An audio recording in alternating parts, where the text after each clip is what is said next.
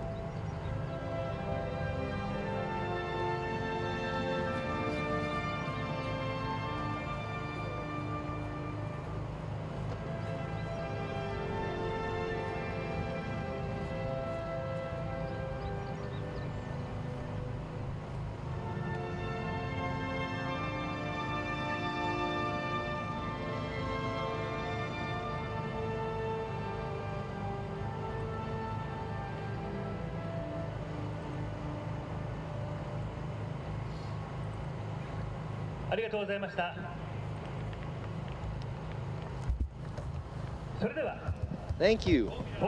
And we're going to go ahead and go right into introducing our top 16 drivers that made it through the hard-fought top 32 battles.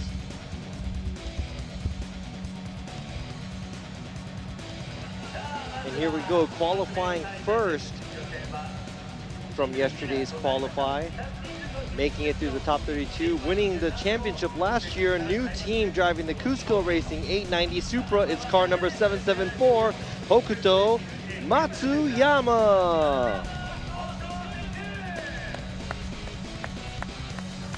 Going against him, coming all the way out from New Zealand, world-renowned driver right here in the Team Magic with Red Bull FD3, number 123, Mad Mike Woodett.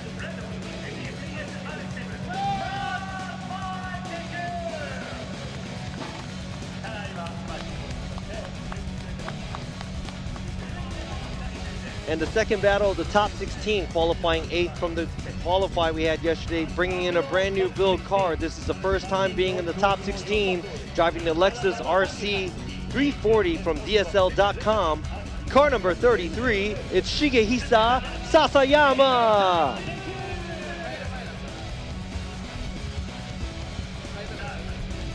Going against him, this is also a new build, not a new car, but a new build, new power plant. He's in a Shibata Racing Yokohama GR86. Number 31, Kodai Sobagiri.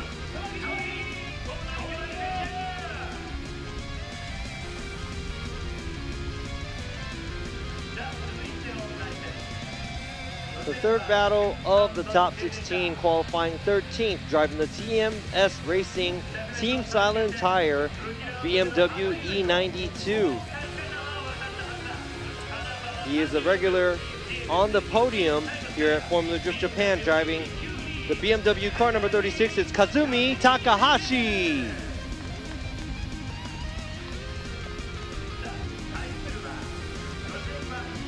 Going against him, looking cool, looking chill, but happy to be here. He's in the big body Team Kazama with power vehicles, JZX 100 Chaser, number 30, Takumi Sato.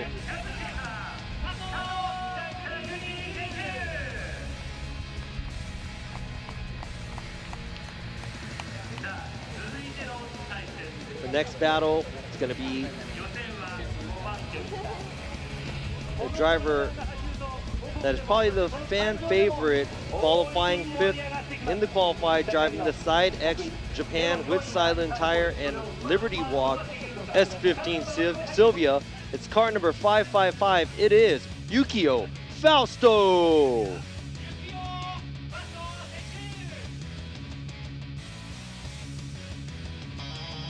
Not going to make it easy for him. This is right here, a two-time champ here in Formula Drift Japan. He's in a different car this year. He's used to being in his JZX 100, but he is in the TMS Racing Team Cylon Tire BMW E92, the Eurofighter. But he's got a 2J still under the hood, number 37, Koichi Yamashita.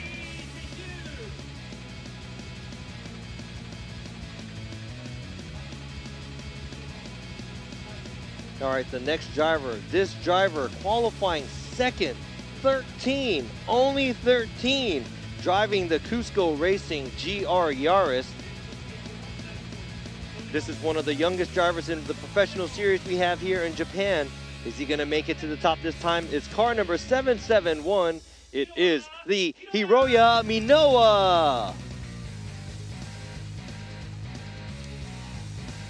Here you go, another young driver coming into this series. He's coming all the way out from Thailand. He was the 2022 Thailand Drift Champion coming into this series. He's in the Mr. DIY Linglong Tire Drift Team Orange S15, number 56, Ming Ming. He's a young driver too. You said, I think he's only 18 years old. Yeah, 18. Now the next driver, this is also a young driver, early 20s, coming in second from the series last year in FD Japan. Came in strong, winning the first event after he was out for a while. Driving for the Linglong Tire Drift Team Orange. It's a JZX 100 Chaser big body, car number 57, Kanta. And this right here, it's gonna be a big body challenge right here. Tandem battle between these two. We'll see how he's gonna do and face against Kanta, who rated second overall. He's in the Team Kazama with Power Vehicles JZX 100 Mark II, number 8, Yu Okabe.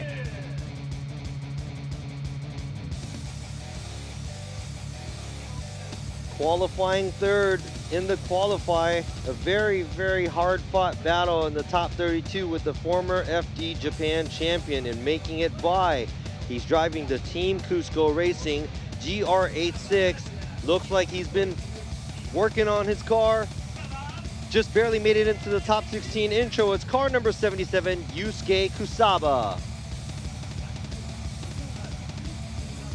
The next driver, stealthy in black, but he's got a nice flake to it.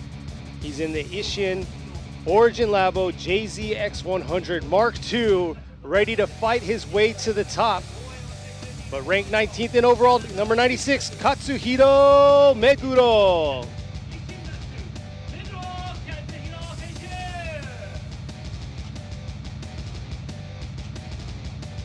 And the last but not least battle here with another young driver from the Linglong Tire Drift Team Orange. He is in the new build. It's an A90 Supra, debuting it here at Suzuka for the first round of Formula Drift Japan. Qualifying sixth from yesterday's qualify, car number 4, Masanori Kohashi.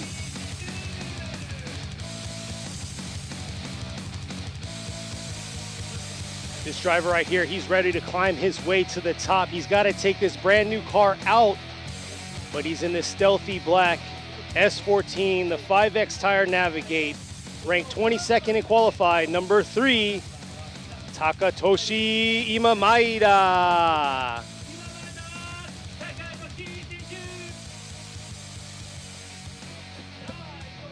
All right, so here are your top 16 here at the first round of Formula Drift Japan 2023, the 10th year, going into the 10th year.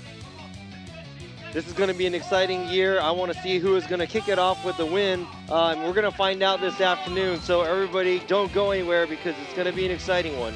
Yes, and if you miss out on the top 32, you missed an insane, yes, it was long, but man, the matchup was insane for the top 32 to get where we're at right now in the top 16. Yeah, you know, just like I always say at any of the other rounds too, I don't know who's going to win. But everybody has a chance. So. And I think I say it every time, the blend of cars that come out here, it's going to be pretty crazy. Yeah, so here we are back again. If you were with us earlier for the top 32, I'm going to go ahead and repeat myself. I am Robbie Nishida, one of the commentators for the English side channel of the live stream, and I also have Kenny Harris with me. He is going to be announcing for us, and I'm one of the judges. And we also have Sean Adriano, Yoichi Imamura. There goes Mad Mike right there. Menace behind the wheel, making it happen. So there you go. Yeah, like you said, there's Mad Mike Woodette right there. Made it into the top 16. He's going to be the first battle of the top 16. And we do have a exciting lineup here with new cars and the blend of cars. Now, Yoichi Momura is our usual judge that joins us with all the Formula Drift Japan series, just like me. But on top of that, we do have Sean Adriano all the way from the USA, from LA, or I'm sorry, from Long Beach area. My bad, I almost, he looks like he's gonna kill me now. He has to, I gotta watch my mouth, dog. All right, dog, so I gotta watch myself. But he's all the way here from California joining us for this event. So yeah, it's gonna be an exciting top 16 because we had a hard-fought battle at top 32. Top 32 was really, really long. There was a lot of contact. There was a lot of one more times. It was just a lot of everything. Yeah, but what a way to start the season off here. Round one, we're in Suzuka Twin Circuit. Beautiful weather. Can't complain, especially since last year we fought the weather the whole entire time. Rain pretty much every round almost. So glad to have this beautiful weather, and it looks like these drivers are ready to battle it out to see who's going to be the champion for the first round.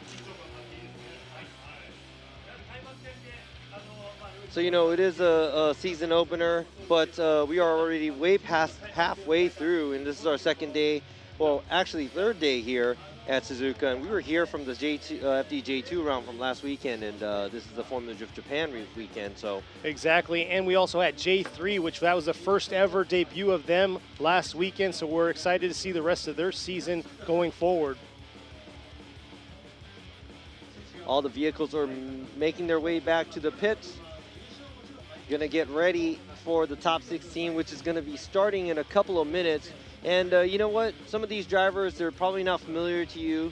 They're not super big on the social media, but give them a follow or go ahead and go and check them out. Become a fan. See what kind of things are going on, even if you live across the, on the other side of the globe. A lot of things going on in their lives, even after and before this competition. Exactly, especially some of the builds that are going on with these drivers. You can see how they got themselves where they're at today. And come on, it'll shed some light on their team, the guys that make it happen behind in the pits. And here you go, that's Tom Saiba to the right of the screen. He's a Japanese announcer. Next to him is a commentator and race car driver, Nobuteru Taniguchi. And next to Nobuteru Taniguchi is Yoichi Imamura. He is one of our FD Japan judges. And next to Imamura, you see Sean Adriano. There you go. You guys see him right there? So looking over and waving to us.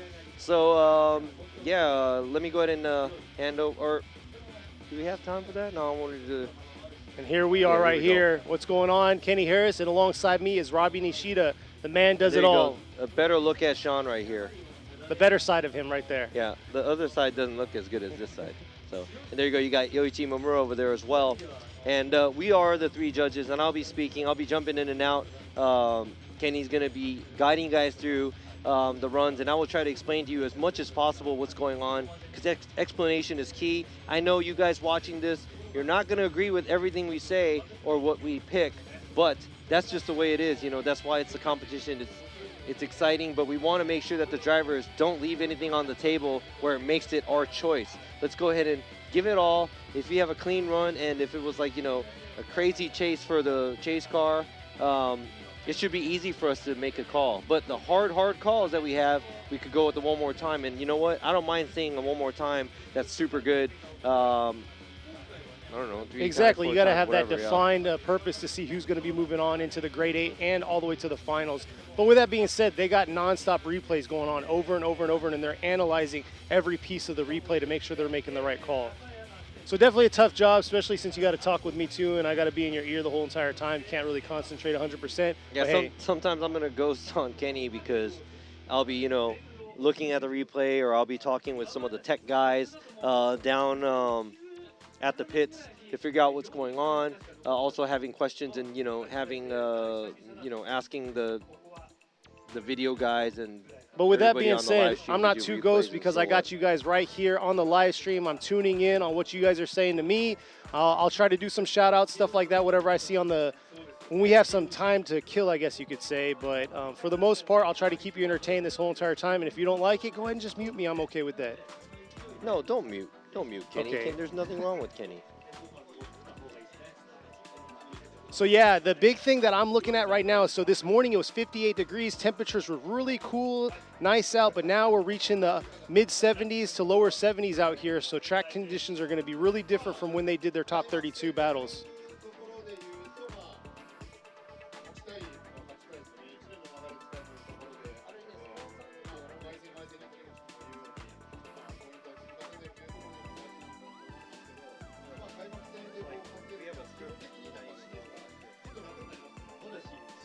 So yeah, throughout the live stream, we'll probably tap into a few interviews. With those interviews, just tune in. Robbie's going to go ahead and translate those afterwards. He usually does.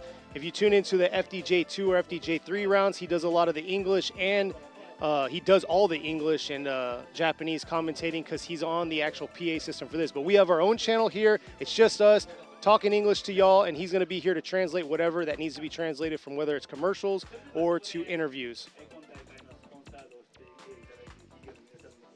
All right, let me go ahead and introduce to you guys the sponsors and supporters that we have for Formula Drift Japan. G-Shock, Valenti, Yokohama Tires, Bridgestone, Dunlop, Goodyear, Toyo Tires, Good Ride, Kenda, Valino, 5X, Silent, Vitor, Linglong Tire, Motis, Carport Maruzen, RSR, Brid, Ogura Racing Clutch, HPI, Rays, Cusco, Project Mu, BN Sports, Swift, Hot Wheels, Comtech, Kazama Auto Service, Shibata Motorsports, KTC, Arai Helmets, Treasure One Company, D-Max, Hummingbird, FPB Drone, Kiva, Torque Drift 2. These are the sponsors and supporters we have for Formula Drift Japan, and thank you to all, and most of all, thank you to you guys tuning into our live stream. Exactly. And just like the comment says, yeah, if I read everything on the comments, yeah, I'd probably get fired from this job.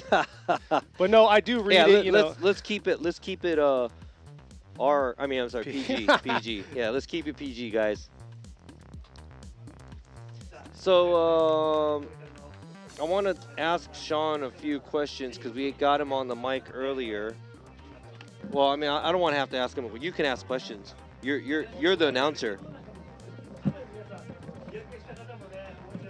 Yo, yo. Yo, what's going on, Sean? Welcome to Formula Drift Japan. Glad to have you out here as our guest judge. Here. So we talked about qualifying. That's all said and done, over with. Yep. How was top 32 for you? Top 32 was good. I mean, there are a couple battles that were, you know, a little rough. Had to go one more time a few times. But overall, you know, not too bad. Yeah, pretty happy with it. Exactly. So like I was talking about earlier, temperature change. You think that's going to be a big factor with these drivers? So talking with Mad Mike, what was it? I think either yesterday or the day before, he was saying, yeah, when the track cooled down, it just gripped up a ton, and he wasn't expecting it, actually going into qualifying. So hopefully these drivers will take that into account and you know, be able to make the proper changes to the cars. So what driver are you expecting to win this? I'm just joking. You ain't got to answer. You can't answer that. But no, no I'm glad you're out here. It's awesome. You got any comments or anything for the guys or the guys and gals out there viewing? So I had actually, someone asked me a question about the secret to your eyebrows. Oh, Hey, let's check out these videos real quick. They're going to introduce a car. What's up? I'm Mad Mike Woodette, Red Bull Pro Drifter from New Zealand. I am Yonju Sai, thereabouts, maybe. I'm in the 40 plus club anyway. So we're out here. I've been drifting professionally for about 15 years. Represent some of the world's biggest brands. Absolute honor to be up here in Japan in Formula Drift with my team TSP Magic and our Humble. We're back. I don't have to translate that because that was in English. Made it easy for you right there. Yeah. But yeah, I like that Mad Mike's back. He brings a lot of flair out here, and he does perform for these spectators out here. Yes, he does. I'm just happy that a lot of people are able to travel back, and this whole COVID thing, we're leaving it behind us. And I know that affected a lot of people in their lives, and some unfortunate things happening for some people too. But we just have to, just move along and just try to.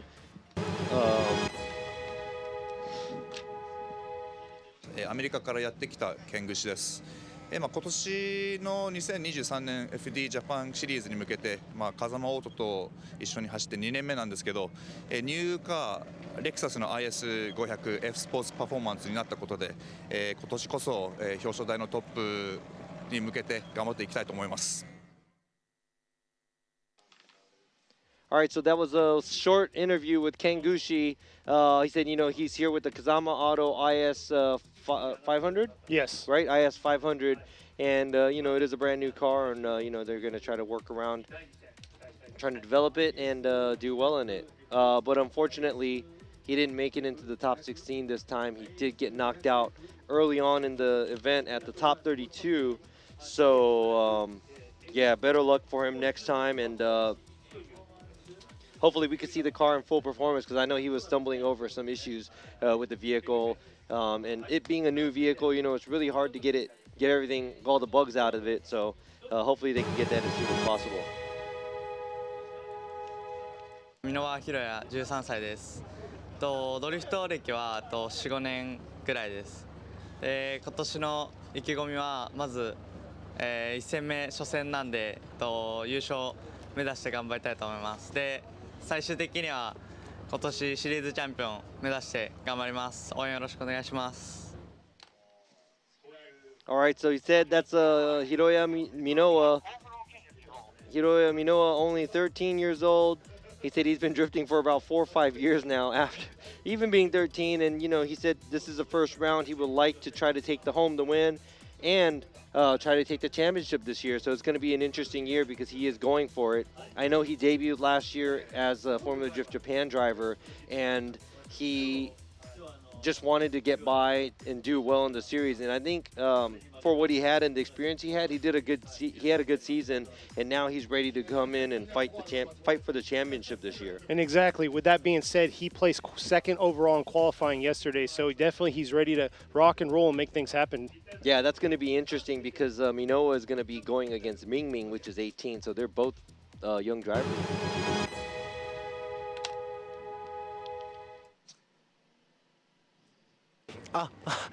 今23歳です。はい。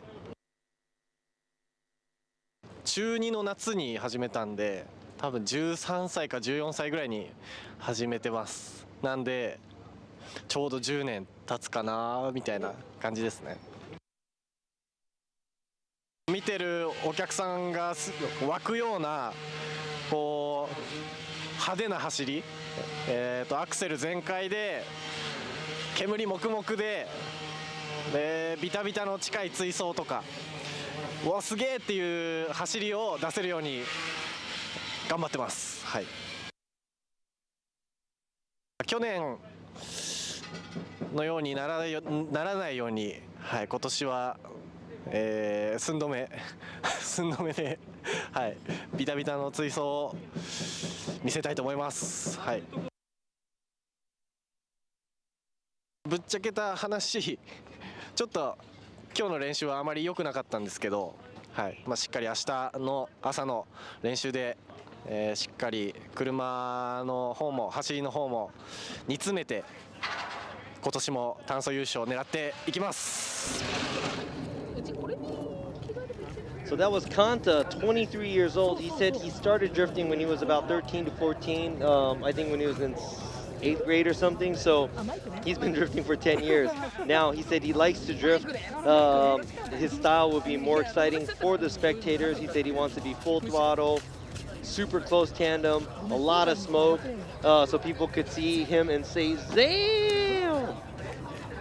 Nice And edit there. last year he said, you know, he went a little too much. He went too overboard. He's not going to try to do that.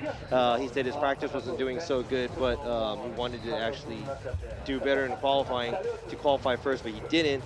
But he did qualify within the top 10. I know that. Robbie's looking right now. But yeah, Kanta got 7th overall. But yes, last year he got 2nd overall with 380 points. So we're going to see how he's going to do this year. He's got to come out and fight because, yeah, some of his practice runs were a little iffy. And then, yeah, the tandem battles, he just fought right through and made it.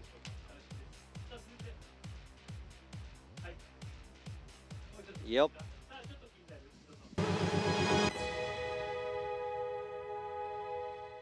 はい、ゼッケン36番 TMS サイレンタイヤ高橋和美です。今31歳で今年32歳になります。一応今年で10年目ぐらいにはなると思います。最大のライバルがチームに加入してもらったっていうのはあるんですけど、まあそれでもやっぱり同じチームだから勝ってはほしい気持ちもあるんですけど、やっぱりチーム内では自分が一番じゃないといけないなっていうのも思ってるんで、まあ普通にもし対戦することがあればいつも通りもう本気で倒しに行こうと思います。去年の最終戦優勝することができたので、そのいい流れを切ることなく開幕からスタートダッシュ切れるように優勝を目指して頑張りたいと思います。All right, so that was Team Silent Tire, Takahashi. He said he's 31, been drifting for somewhere around 10 years. He said his rival is his teammate now, so obviously he wants him to win too, but if it's going to be a head-to-head battle with his teammate, which is Yamasa, he said he's just going to go for it because he wants to at least stay first place in his team. So he won the event last year, the last event last year, so he said he wants to keep the good momentum going and come into this year's series. So looking forward to him in his beast of a car, the E92 with the VR38 in it. Exactly, and I think that was the last of our interviews that we had. Are you sure? And it looks like the two cars are lined up at the burnout box. Kenny's lying because they've been lined up for the past couple minutes. He's lying. So I thought we're going, and then they keep going into the interview. So I'm like, whoa, you know.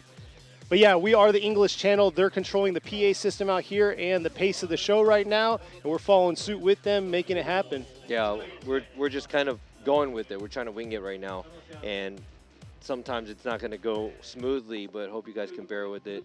I'm checking out the chat right now. I know some people wanted some shout-outs from Robbie.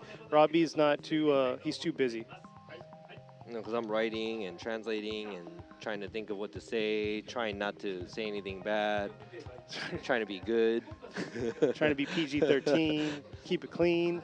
Yeah, trying to.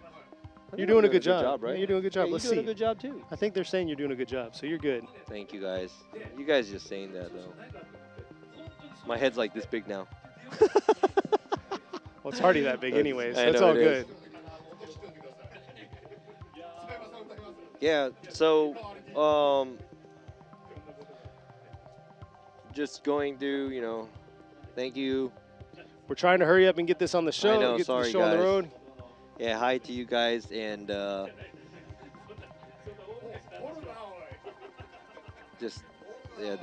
hey guys.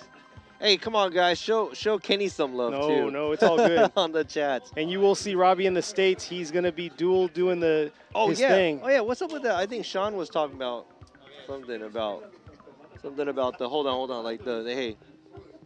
Yeah. Right there. Kenny does have some tough eyebrows, right? They're making fun of these beasts that I have. So I do too. I gotta trim them. I'm hiding them today. Yeah, see? because, you know. I love the love. I know, I'm hiding them with the glasses. I don't want to. I'm trying to get more spectators, not less. All right, so now we see some cars in the burnout We have box. some action going on now. Yeah, thank you for sticking around, and sorry we have nothing better to talk about.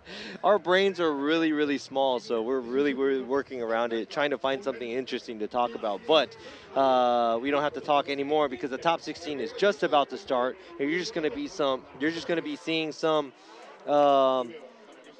tandem drifting, some great action here. Finally back for a season of FDJ, Formula Drift Japan, kicking it off here at Suzuka Twin Circuit for the 10th year anniversary this year. Yep, and look that Hokuto Matsuyama is ready to go, lining up, and right behind him is Mad Mike Wadette. Whoa, did you see her socks and her sandals?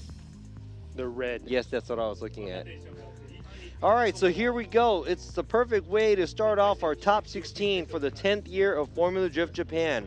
It is #1 qualifier and last year's champion, Hokuto Matsuyama, driving the Cusco Racing A90 Supra. Going against him is another sports car. It's an old school car, but it's packed with a 4-rotor twin turbo back here. And this is also an ex-champ from Formula Drift Japan from a couple years ago. It is car number 123, Mad Mike Wadette. Let's see who is going to come on top. Mad Mike in the chase right now. Matsuyama coming into outer zone 1 right here, filling that zone completely. Mike diving in right there, coming back around into this outer zone 3. Real deep in that zone for Matsuyama. How is he going to fade right here through the touch and go? 2 cars screaming by. Mad Mike chasing him down here into this outer zone 4 with a strong finish. Wow, you know what? Matsuyama pulled away a little bit from Mad Mike, and Mad Mike is usually the guy that's like right on the doors of the drivers, and he had to run a shallow line at the outside zone 2. Great job on the outside zones by the lead car, Matsuyama. And right here, Matsuyama looks like he does go into outside zone 4 very late, but Mad Mike Wadette keeping the pressure on after the outside zone 3. It looks like he was left a little on the start on the straightaway, so he had to play catch up at the outside zone 2. So as you can see, there you go, outside zone 4 wasn't filled so much by the lead car. Let's go ahead and see this. Matsuyama, good amount of angle at the outside zone 1 to 2. And outside line right there, you can see the tire marks leaving the outside zone 3 because there's brand new paint on the outside zone 3 area. Wow. So these guys are flying because Mike is usually the one that's all over the cars in that when he's in the chase position. But they are both on Toyo tires. Exactly. This is a Toyo tire battle with the Toyota versus Mazda. 2-door sports car. Oh, looks like a pylon touch right there. Man, I'm telling you, this the course worker at the outside zone 1-2 area, he just like runs out there with his flag. He's like, you know what? I don't care what's coming at me. I'm just gonna jump out there to stop these cars. No delay here. So Mad Mike's going to be in the lead this time, while Hokuto Matsuyama is going to be in the chase. Matsuyama, champ from last year. Wow, looking at these cars from the front, I did not think that the Supra was that much wider. Look at how wide it is when both the cars, when you see them straight down the start line. Looks like they're both ready to go. Waiting the light, about to go through the chicane here. Mad Mike's going to be in the lead this time. Matsuyama is in the chase. Approaching us 3-2-1 early on right here. Mad Mike coming in hard into outer zone 2 on that edge of outer zone 2, swinging it back around, but Matsuyama not giving him any space, swinging around outer zone 3 here. Nice job hitting his touch and go. And man, what a solid lead run here coming around this outer zone 4. But I gotta say, Matsuyama was right there the whole time. Man, that was a beautiful lead by Mad Mike, but I would have to say that was a beautiful chase by Matsuyama as well. A little bit more closer overall as a chase vehicle, but as a lead car, Mad Mike taking the outside line. Let's go ahead and see this. The bird's eye view here, you can see how deep Mike was coming around outer zone 3.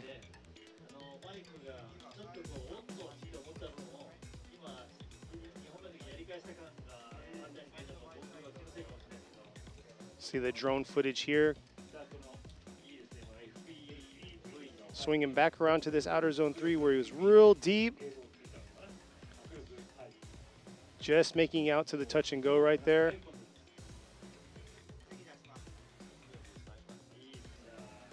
And here you go. We're going to see the side-by-side, the lead-to-lead, chase-to-chase. And you can see Matsuyama had proximity a little bit closer than Mike did on his chase. Both very aggressive lead runs.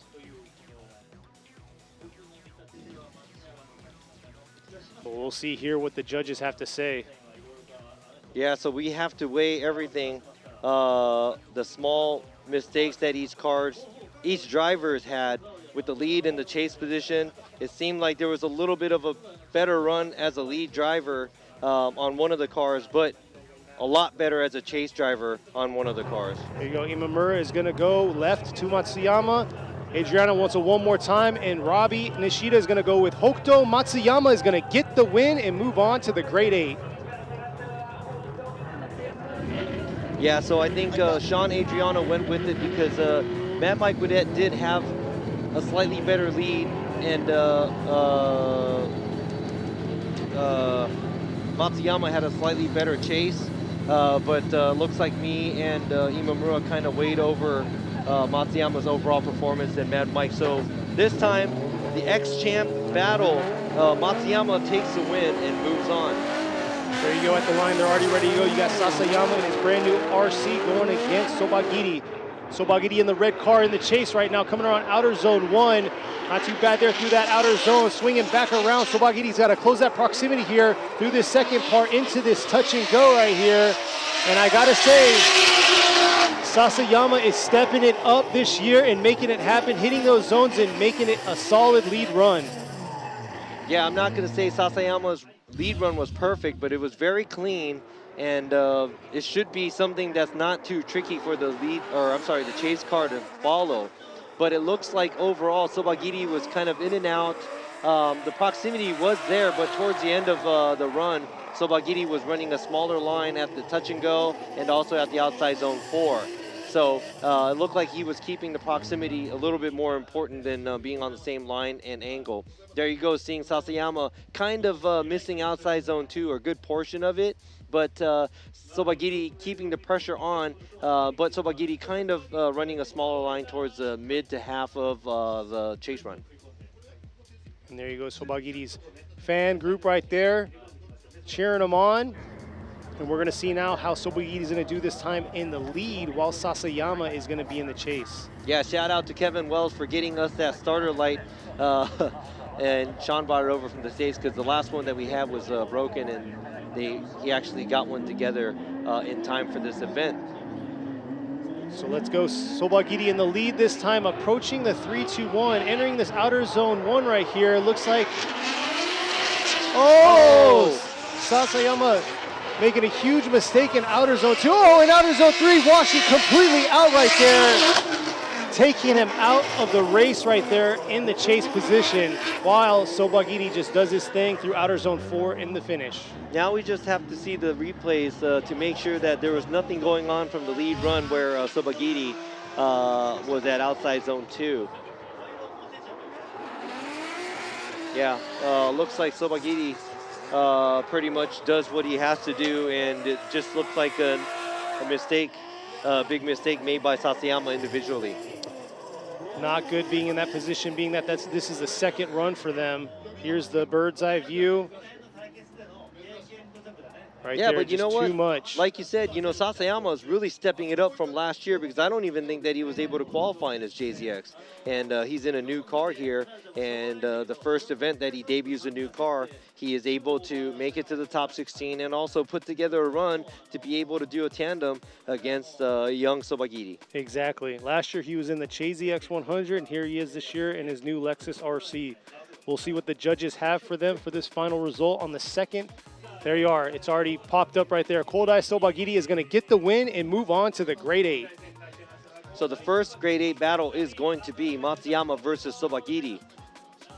you know, they are kind of newer names in this drifting world in competition, but, you know, that's because they're younger drivers, and we're having like a little transition of newer drivers coming into the series and making a mark.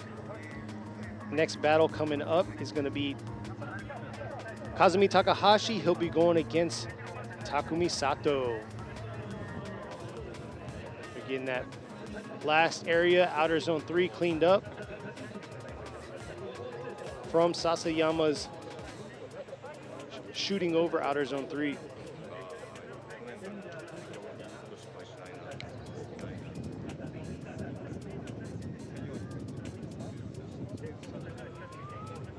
So we are here at Mie Prefecture in the Suzuka Twin Circuit. This is the first round of Formula Drift Japan 2023. And I know I tell you this all the time, but I'm just saying it for the people who just joined us. And yes, we are. We're here at the third battle of the top 16. It is going to be car number 36 driving the TMS Racing Team Silent Tire BMW E92. It's Kazumi Takahashi. And then you got in the JZX 100 Chaser in the Team Kazama with Power Vehicles, Takumi Sato. Sato's in the chase right now, but he needs to catch up and close that proximity. He's getting lost on this track, which is going to get him lost in this smoke trail, swinging around outer zone 3. Takahashi doing his thing into this touch and go. And man, Sato is nowhere near or to be found through this smoke trail.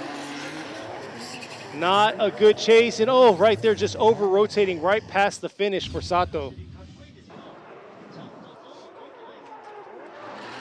All right, so Takahashi going around the outside zone 3, but very shallow on the line, and also throughout this in front of the judging stand, he's pretty much swerving and cutting in, and I don't even know if that's going to be an incomplete or what, because he didn't even get close to the touch and go. Let's go ahead and check this out. We're looking at a different view right now because there's something that we have to clarify.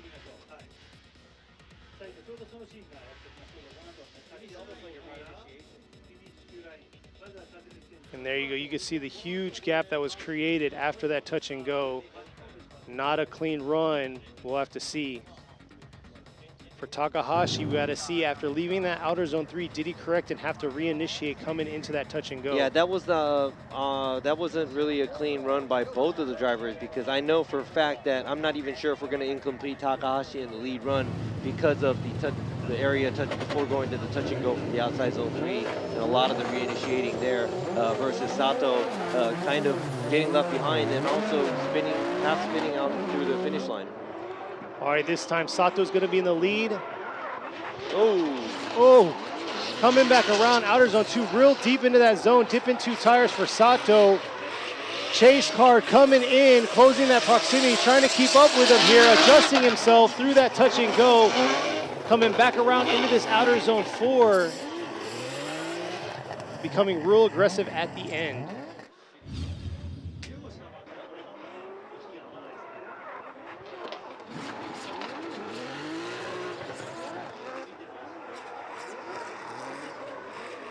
sorry guys, just really concentrating on the replay. And once again, it looked like Takahashi was real shallow in that touch and go. Let's see this again. Sato real deep in outer zone 2, getting right back on it, super shallow in that outer zone 3 here. Chase not able to get all the way to that touch and go or outer zone 4. So yeah, overall, both drivers had their mistakes in both the lead run and in the chase run. We're gonna see what the judges are gonna have for them.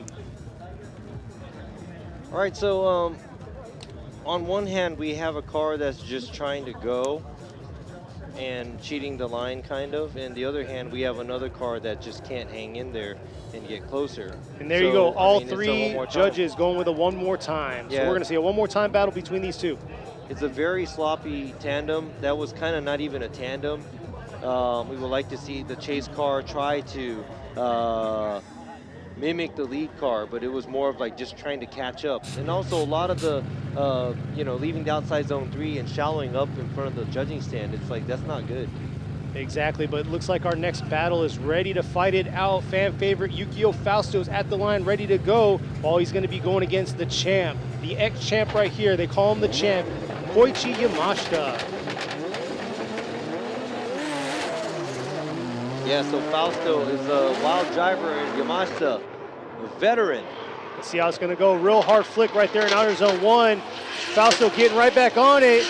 Trying to transition back. Oh! What happened there? Leaving outer zone 2 for Fausto. Not good. Yamashita able to manipulate his car around him and continue on. Yeah, so the run is over as soon as the lead car incompletes. Yeah, unfortunately, let's see what happened at that outer zone 2 for Fausto. Did it break? Was there a contact? Oh, there was contact. Yeah, it looks like Yamashita did give Fausto a tap there at the entry. Now we're gonna have to see how Fausto was decelling. Here he is, right there's the tap right there to the front. Oh, and Fausto just saving his car right there. So we'll see. Robbie's reviewing the other views that they have. Here's another view right here. This is where we should see it. Boom. Tap to his front left. Definitely disrupting the car. We'll see if there's any damage to his vehicle in the front left section of his car. Yeah, definitely unlike Yukio Fausto right there. They're reviewing again, see how aggressive Yamashita was coming into outer zone 2.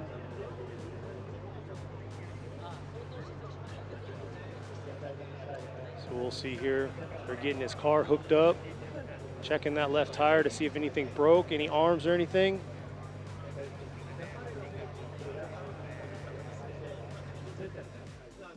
And here's another replay. A view coming from the start line up to outer zone 1. Oh, I guess. All right, so we reviewed the camera with different angles and stuff, and the amount of decel that Yukio Fausto had wasn't too much, and at the same time, it all happened because Yukio Fausto had more angle than Yamashita. Check this out, how much angle Fausto has versus how much angle Yamashita has. Now, when I look at this, if Yamashita hits him with the same amount of angle, then I'm going to revert back to if there was the proper amount of decel by the lead car. But looking at that, it just looked like Yamashita had nowhere to go, and he wanted to stay in that pocket and ran into Yukio's vehicle. So now Yukio will get a 10-minute because he was hit because there was a collision there. So we deemed fault on the chase car. So Yamashita, if he has to look at his car, he would have to call a competition timeout. And versus that, Yukio, if he wants to look at his car, he gets 10 minutes to check out his car to make sure that it's okay. And if he has to use his competition timeout after that, he can. Now, if he cannot fix his car within the 10 minutes plus the competition timeout he has, he will get the automatic win moving on to the grade 8, but he cannot make a battle. He can't fight the top grade 8 battle. The other driver is going to win. So yeah, we're gonna reward them the win to move on, but he cannot go against the other driver. Yeah, and it looks like there is a significant damage on the left side of his car. You saw our tech guy down there trying to get the wheel to turn. I think it's a tie rod or something. Yeah. So, but some of these, like I think he has the Wisefab suspension and steering system. It could be just a tie rod. It could be the knuckle itself where the tie rod is connected to, or it could be anything under there. So. Hopefully the hopefully the team could get the car back to how it's supposed to and get it situated to do the second half of this battle that we just had with Yamashita versus Fausto.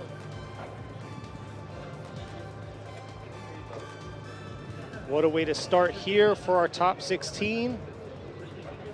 This is our third battle of the top 16. We'll see here, got the tow truck out. And like Robbie said, he'll get his 10 minutes to fix his car.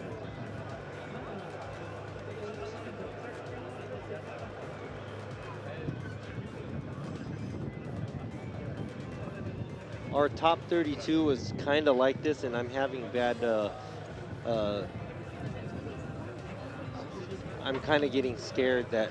You're having some deja vu situation here going on? Yeah, there was a few contacts and also multiple one more times in our top 32 we had earlier today. So Yeah, it turned into the Robbie Kenny podcast pretty much, talking about different we kind out of of things. stuff to talk about.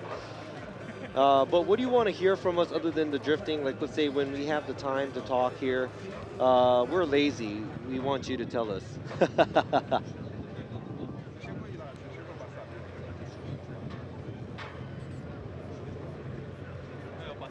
A lot of Fausto fans out there, I see. And then you guys were asking earlier on, when's next time Robbie's gonna drive? Hey, if you didn't know, Matsudi's going on this coming up weekend. Robbie might be out there. God, don't come and beat up on the old guy. He'll probably Leave me bring the alone. Fug out, yeah. Leave me alone. Leave me alone. Man, but like I said, I always say, you know, drifting, there's so many drivers out there that are good.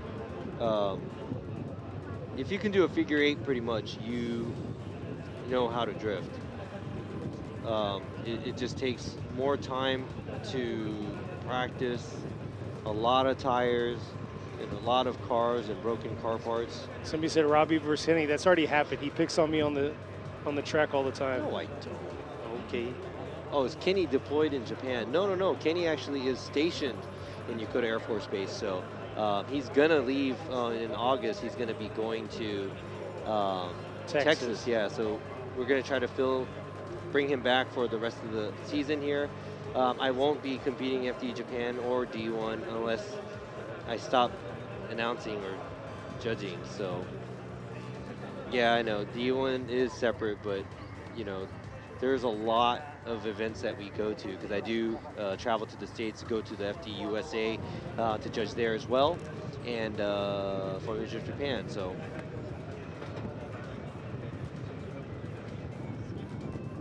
Fuga or Miata, which one is better? All right, that's Yoshi right there. He was joining us at the FDJ2. Shout out to Yoshi, helping us out at the event last weekend.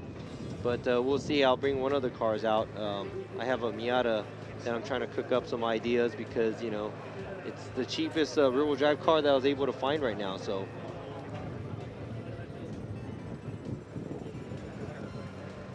Okay, there we go. So we got a good idea going on here. Sean's JZX90 at Hot Pit. Yeah, I'll drive that as soon as Sean gets up his butt and starts making It starts building it up. Why doesn't anybody want Sean to drive his own car? Well, Sean's a fab guy too, as you know, as good as he is a driver too. So.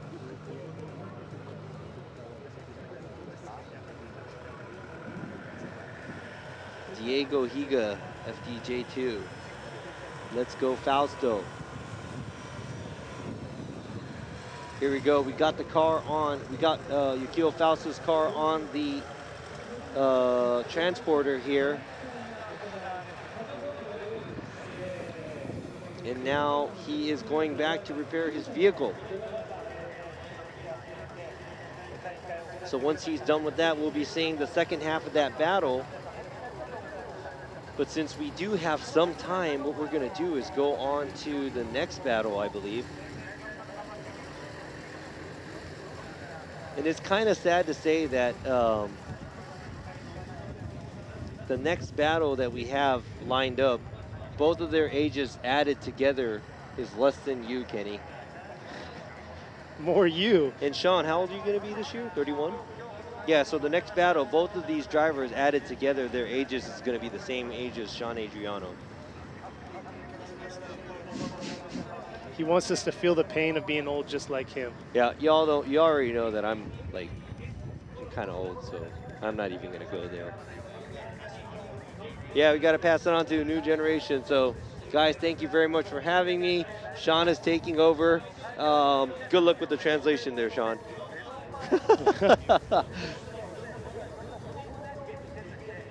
Okay, so for those of you who just joined right now, that is Yukio Fausto. He just had his lead run. There was contact made by his opponent, who was in the chase position, Koichi Yamashita, and looks like he broke something on his front left suspension. So the car was towed off, and he will get his time to get the car repaired and fixed and looked at before they come back to do the second half of the battle. And in the burnout box, we see all the way from Thailand and a champion from their championship. It is Ming Ming driving the S15 with the 2JZ, car number 56, only 18 years old, versus the lead driver driving the Cusco Racing GR Yaris is another young driver. He's 13, started the Formula Japan series last year. It's Hiroya Minoa. And I was getting distracted because there was girls on the screen, so I didn't know if I should say anything or what. So we'll see how this is going to go. Minoa placed second yesterday in qualify, but he's going to be going against the 2022 Thailand Drift Champion, Ming Ming. Two young drivers, two drivers that utilize sim heavily, and here they are coming up to the 3-2-1 right here. Nice initiation. There you go, Ming Ming trying to attack right there through outer zone 1 or 2, dipping 2 tires, swinging back around, dialing it back in, and there you go, Minoa filling all of outer zone 3 into this touch and go. Back around, finishing strong for Minoa, but looks like Ming Ming after outer zone 2 struggled to get that proximity gap closed. Yeah, so we have, there's a small area where I kind of want to focus on right here. Minoa does a clean job on the initiation. He does hang on the e-brake a little long, but it looks like Ming Ming comes in a little bit hotter, so the speed difference there at the outside zone 1 to 2 area changed a little, which threw Ming Ming off a little bit going to the outside zone 2 and dipping the tire. It looks like Ming Ming should have rotated his car a little bit where he was kind of going straight out to throw a little bit of angle, but looking at his driving from the last battle that we have with the top 32 too, it doesn't look like he's really eager to throw a lot of a big amount of angle throughout the track. So it looks like they're ready to go and lined up. Ming Ming's going to be in the lead this time while you have Minoa in the chase.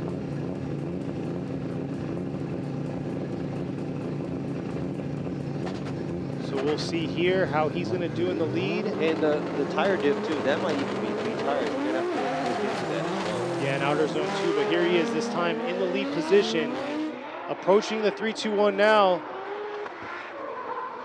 Minoa trying to keep that close proximity. Oh, and a huge correction by Ming Ming, and Minoa just avoiding the heavy contact in outer zone 2. It looks like Ming Ming, as the chase and the lead, he can't keep that angle maybe, and the car tries to correct or something, but maybe he has some kind of problem. I think his transmission, he looks like I see his hand inside the car. He's messing with the transmission, so maybe he has to drop a gear and it doesn't go into gear as smoothly as he wants it to. I'm not really sure, but sounds like it's maybe a drivetrain issue or something. Yeah, his car stopped on the track. It's not going anywhere. He's trying to get into gear, but nothing. Not looking good. He's shutting down now.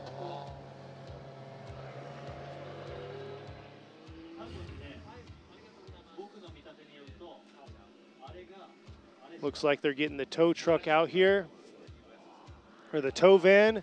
They're going to tow him back to the pits. But yeah, definitely not looking good for Ming Ming. Here we go. Imamura is going to go to the left to Minoa. Sean Adriano going left, and Robbie Nishida. So Hiroya Minoa is going to get the win and moving on to the grade 8.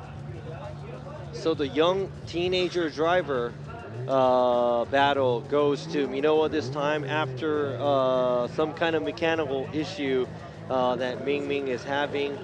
And I really was wondering why his car was doing that in the chase position earlier, but maybe it's the same thing. This car doesn't want to jet downshift. I'm not sure if he was downshifting there or not, but just thinking, loudly, I think that's might have what happened, where he almost, went off course, and that might have been a 3-tire off. I would have to look at the replay anyways, but at this point, there's no match here because Ming Ming, as the lead car, had corrected majorly at outside zone 2, and that's it because it's an incomplete. Hey, I got to say, though, coming into the series, making it into the top 16, Yeah. that's a huge step into this series. We'll see what he's going to do in the following events after rounds 2 and on. Yeah, really looking forward to him in the near future because, you know, I know how it feels to be in a foreign, well, I speak English and I know America, but a foreign country and meeting new people and, you know, having to bring your program over because it's a lot. It takes a lot. You're away from home. You're away from all your friends. You're away from everything that you used to, trying to make it happen. So exactly. Great job, and hopefully he has a better luck with his mechanical issues next time. And now they're playing with us on the camera, swinging back and forth. Yeah, look at us. We're adults. We don't play with stuff like that. We're adults. I'm 45. Yo, what up, Charles? And there's a high to Sean.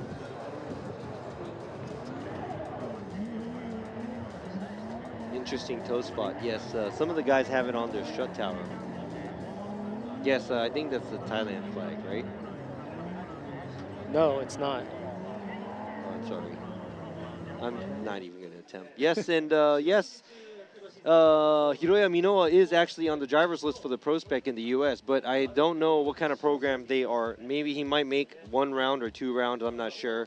I'll try to get more information on that, asking them. But yeah, who wants to see some of these drivers in the U.S.? Or which driver do you want to see in Formula Drift USA? That's the question. And who wants to see these girls in FDUS or in your neighborhood? Because everybody's from everywhere, you know? Exactly, but looks like we're going to be moving on to our next battle. It's going to be against Kanta and Roy Okabe. All right, so JZX 100 battle. It's going to be the Chaser versus the Mark II. Are you a Chaser fan or a Mark II fan? It doesn't matter. They're both big body Toyotas. Both got 2Js. Exactly, both got 2Js. Here they are. Kanta taking second overall last year in the lead position. Okabe needs to close that proximity here. Diving in a little bit here in this outer zone 3. Kanta definitely stepping it up from his previous runs that he had. And man, Okabe getting lost on that second half of this track. Lost in the sauce. So that was a sizable gap. I mean, it's not an active chase or anything, but it was just a big gap.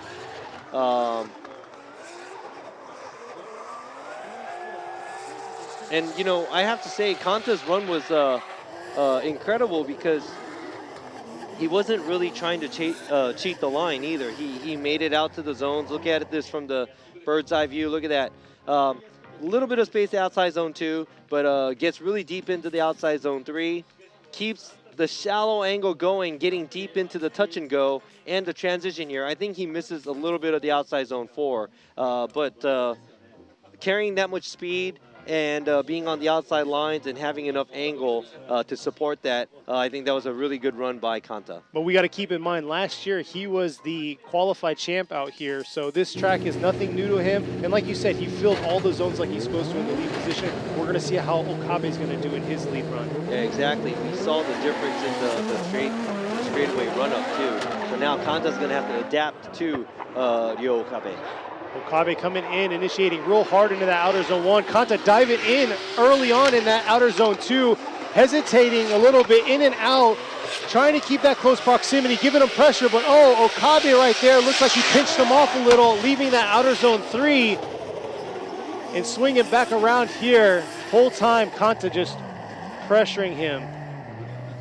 Yeah, so there was a sizable mistake made by Okabe. First, he initiated a little too early and couldn't make it out to the outside zone 2. After that, doing a transition, he was trying to leave outside zone 3, almost kind of did a wonky line over rotating and trying to force himself on the straightaway, but doesn't make it all the way out to the touch and go and finishes off the track.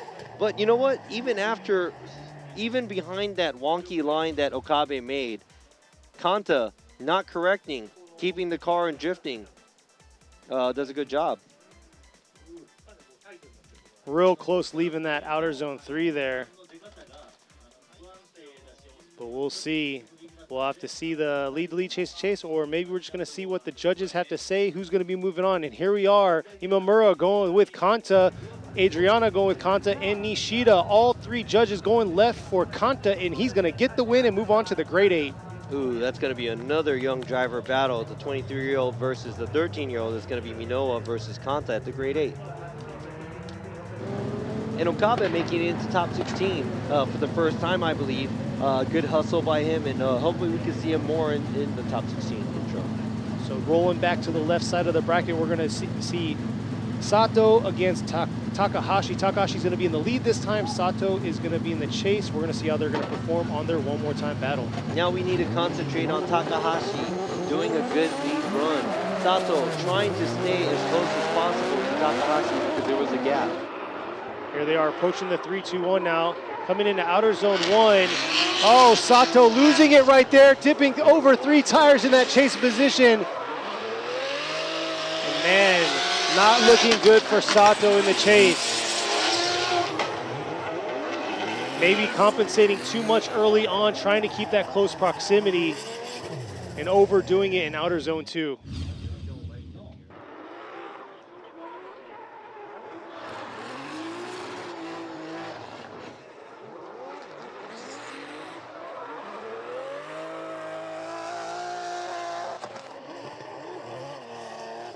Yeah, so Takahashi's doing a great job all around, and looks like Sato kind of almost half-spinning towards the end, but then he's going to incomplete right here. But Takahashi is struggling to do a clean outside zone 3 to the touch-and-go area because he really, really has to.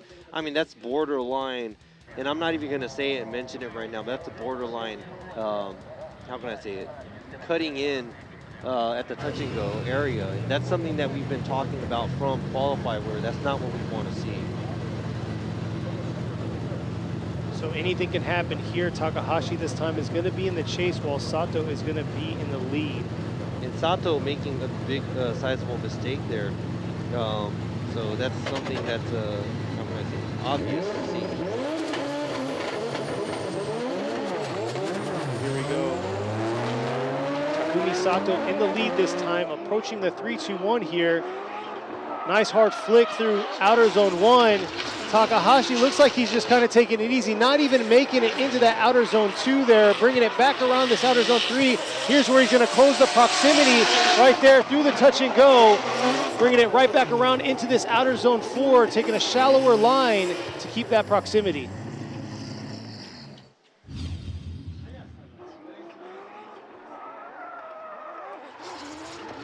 Yeah, so that was a risky move by Takahashi. We don't want to see people catching up. We want to see tandem drifting. All the way through. From the beginning to the end, not let me hold back and wait till the end and catch up type of deal. I mean, yeah, I mean, I guess if that's tactics, you know. Yeah, rolling in, Takahashi had an upper hand due to the mistake that Sato made in outer zone 2 on his chase. We'll see what the judges are going to say here. Between these two, this is their one more time battle on the left side of the bracket.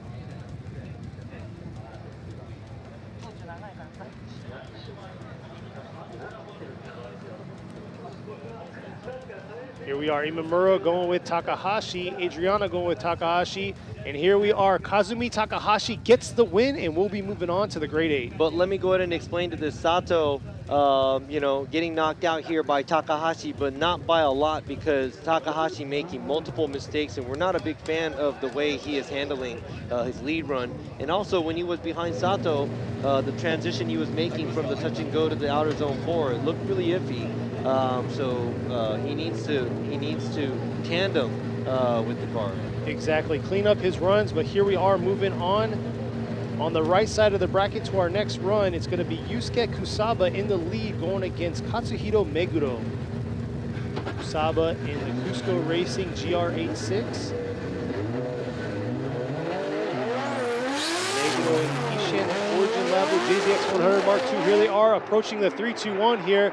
Kusaba coming around real deep into that outer zone 1. Oh, looks like he had a little hesitation there into that outer zone 2. Meguro right there, keeping the pressure on Kusaba all the way through, wrapping around outer zone 3, but getting lost right here through the touch and go and back around into this outer zone 4.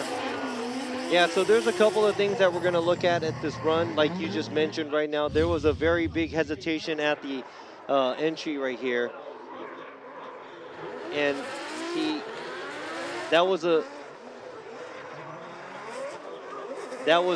very big hesitation by Kusaba, and not being able to make it all the way to the outside of the outside zone 3 doesn't look like it's a clean lead run either. Here you'll see it better here. Huge e-brake pull, and there you go, the little waiver coming into that outer zone 2, not able to get all the way out there. Yeah, what we want to see is, we don't want to see the chase car running the outside line if the lead car isn't. We want the lead car to mimic what we want the chase car to mimic what the lead car is doing. So what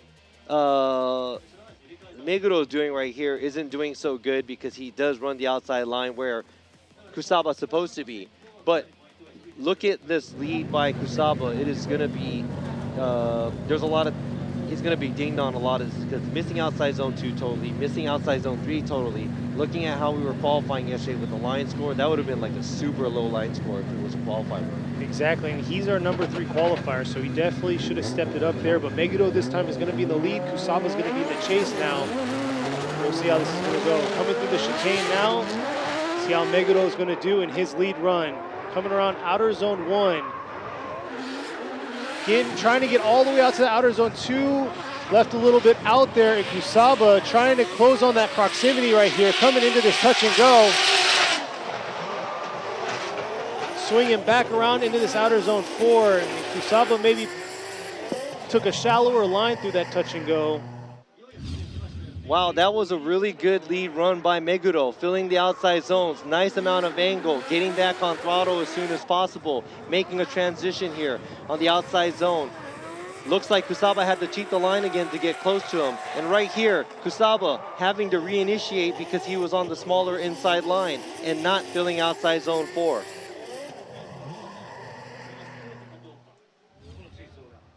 So let's see how it looks up here, coming around here. Filling all of outer zone 3, Kusaba pretty shallow right there. Not able to hold it all the way through, like Robbie said, reinitiating into that touch and go.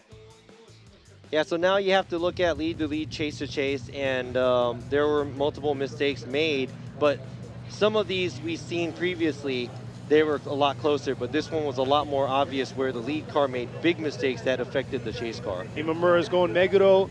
There you go, Adriana Meguro, and there you go, Nishida. So Katsuhiro Meguro is going to get the win and move on to the grade 8. The number 3 qualifier, Kusaba, gets knocked out here at top 16 by the JZX 100.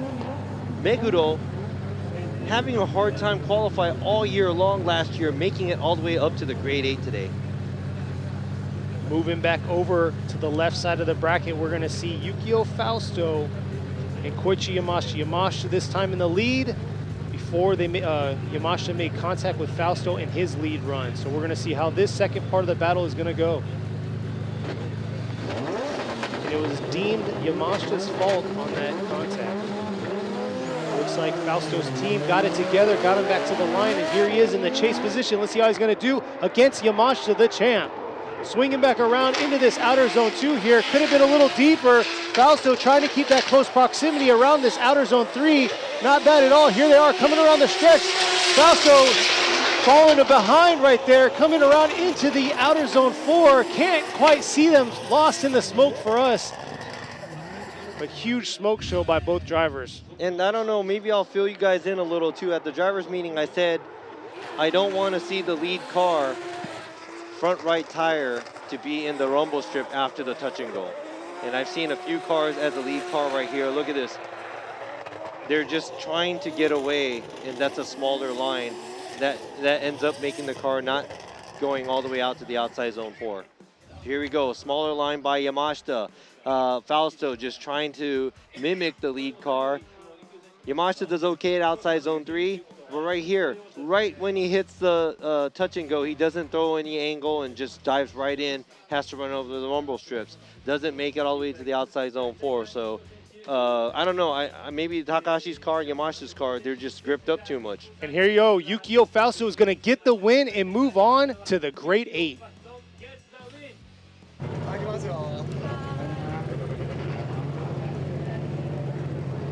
Ooh, so Fausto is going to go against Kazumi Takahashi at the Grade 8, which is Yamashita's teammate.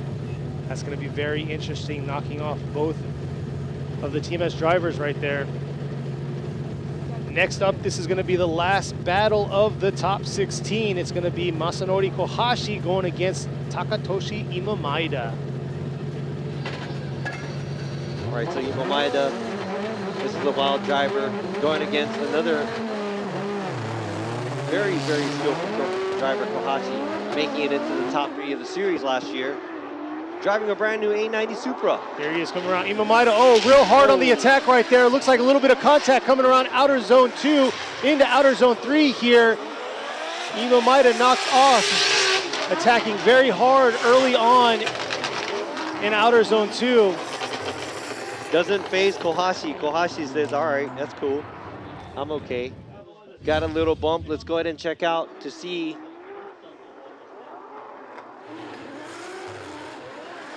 Yeah, so same difference. Looks like he was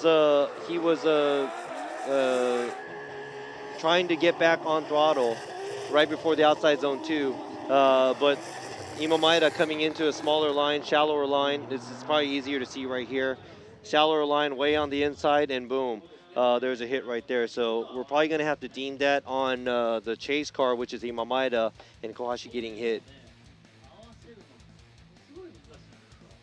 So it looks like Kohashi pulled back up to the line. He's going to be in the chase this time. Imamaida is going to be on the lead. Not sure, he's talking to the crew members down there. Not sure if he's going to ask for a 10-minute timeout or not. Contact was deemed Imamaida's fault. Imamaida dove in too hard in outer zone 2 there, making contact to the front left of Kohashi's car.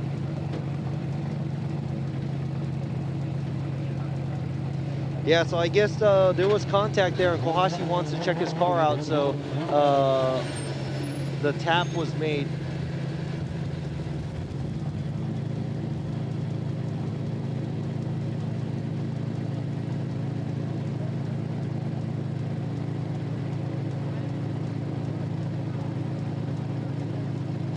Trying to get the communication down to make sure he is going to take his 10-minute, or if he's going to just pull up to the line and make it happen. Yeah, I think he's going to go ahead and take his 10-minute because, you know, it's given to him, so why not, right? Exactly, and this is the last battle of the top 16. Right after this, we're going to move right on to the Grade 8. Yes, and the Grade 8 lineup is going to be a great lineup. It's going to be Matsuyama versus Sowagiri.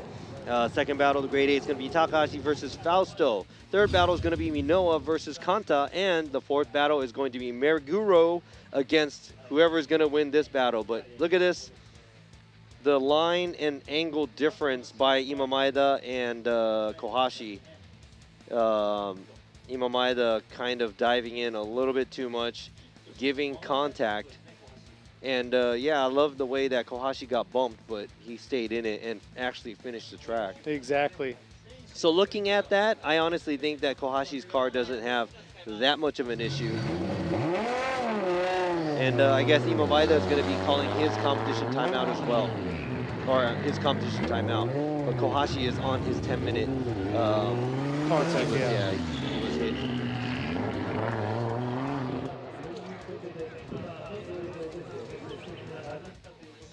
So you see that A90 Supra driving back to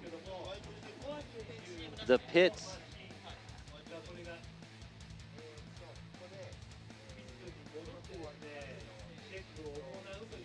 And if you were unable to make it to this event, our next event will be next month, May 20th and 21st at Ebisu Circuit. Ebisu Circuit. That's right, the Come on over. Drift Paradise. And if you don't want to come out there to drift, they got a cool zoo out there too.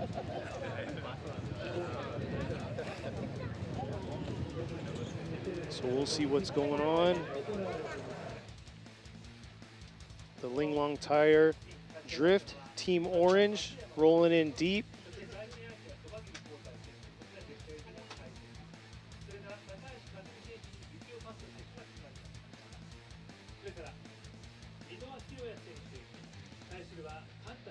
Yeah, so you guys on the chat, who's coming out to FD Atlanta? That's going to be in a couple weeks.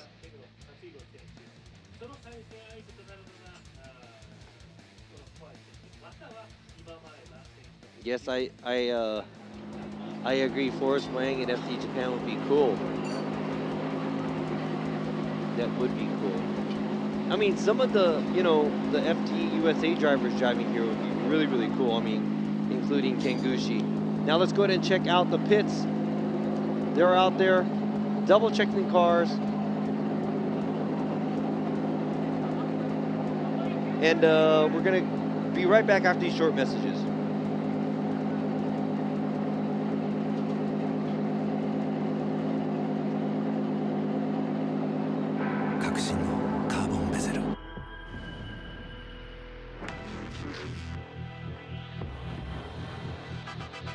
Bluetooth 搭載 G-SHOCK カシオ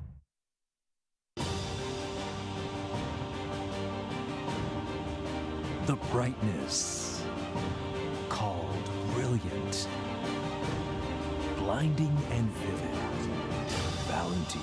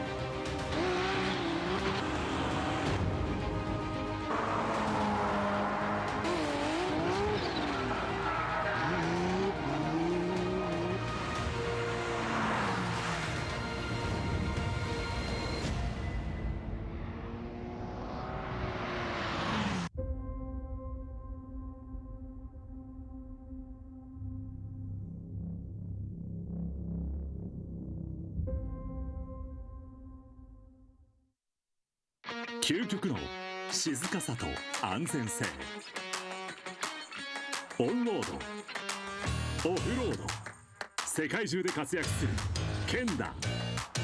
その信頼を支える静音性、安定性と対摩耗性。世界が認めた技術と信頼を街乗りである。高品質と納得の価格、タイヤのポテンシャルをあなたに。ケンダ。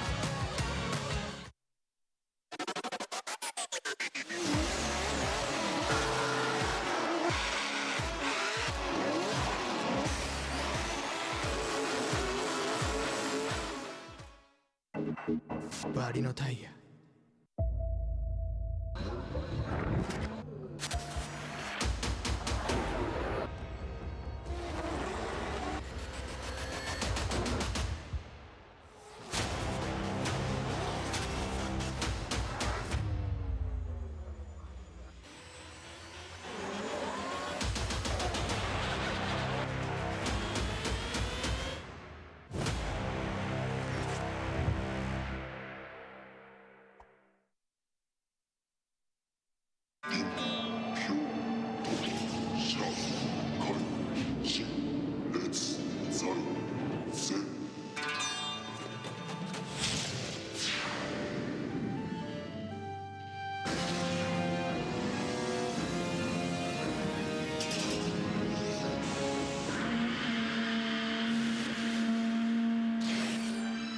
ultimate lubricant. Morty's. What's up, guys? It's Freddie Gaspo, and I use RSR suspension on all my drift cars. I love RSR. Iyo RSR Ichiban.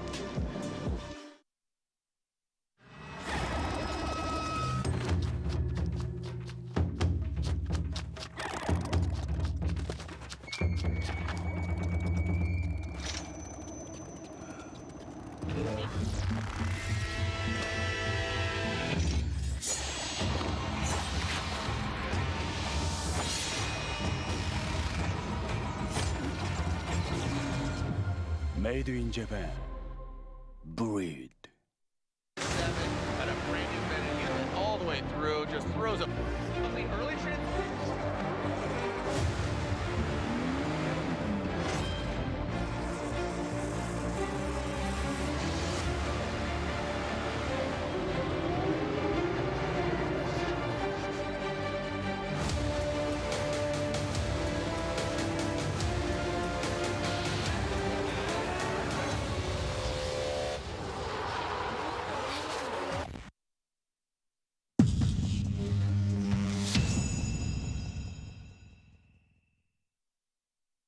極限の世界。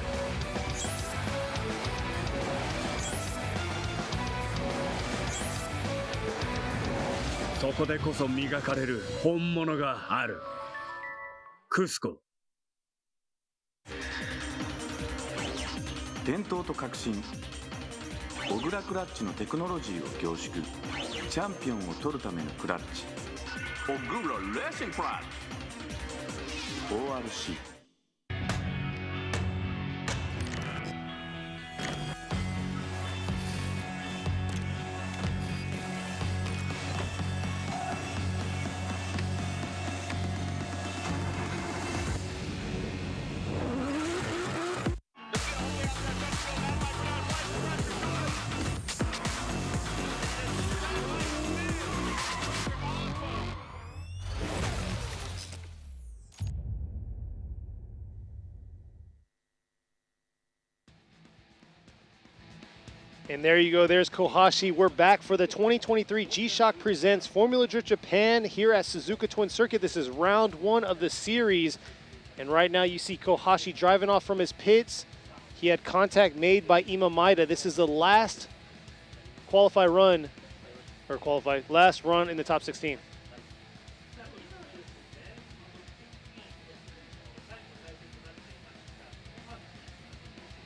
He's rolling up to the burnout box, get his tires warmed up. So we got, on the left of the bracket, we got a Supra, GR86, E92 BMW, S15. On the right side, we got a GR Yaris, JZX 100, another JZX 100. And is it going to be S14 or another Supra joining our grade 8? Damn, it's like almost all different cars. But the JZX. Wait, is Kanta's car a 100? It's a Chaser. Yes, 100 And Meguro's car is a Mark II. So it's a Mark II. So we do have different cars. Yes. But if Kohashi wins here, it's two A90s. But now we're, this is like the new gen. Yeah, we have two A90s maybe. But they're each on the other side of the bracket, and they each were first and second last year. So that would be interesting if they all made it to the finals and battling it out. But here we are. Ima Maeda is going to be doing his lead run against Kohashi. He made contact with him in his chase, so he's definitely got to throw down, and Kohashi's got to make it happen in the chase with close proximity. Here they are leaving the chicane now. Ima Maeda approaching this 3-2-1. Looks like he's very aggressive in this approach. Just on the edge right there of outer zone 1. Coming back around, Kohashi playing it light, but there he is, closing that proximity through outer zone 3, swinging it real hard into this touch and go here. Coming back around into outer zone 4. But man, I have to say that, Ima Maeda's doing his thing, and he did a good job overall. But Kohashi, being in a brand new car, or a brand new build, or brand new to him maybe, I'm not sure, but I mean, he's looks like he's super comfortable in this car. Oh yeah, performing very well. He was in S15 last year. So yeah, like Robbie said, very comfortable behind the wheel there, but let's see if it was enough. It should be, because Imamada definitely knocked himself out with the contact he made in outer zone 2. Let's get the official judge's decision here.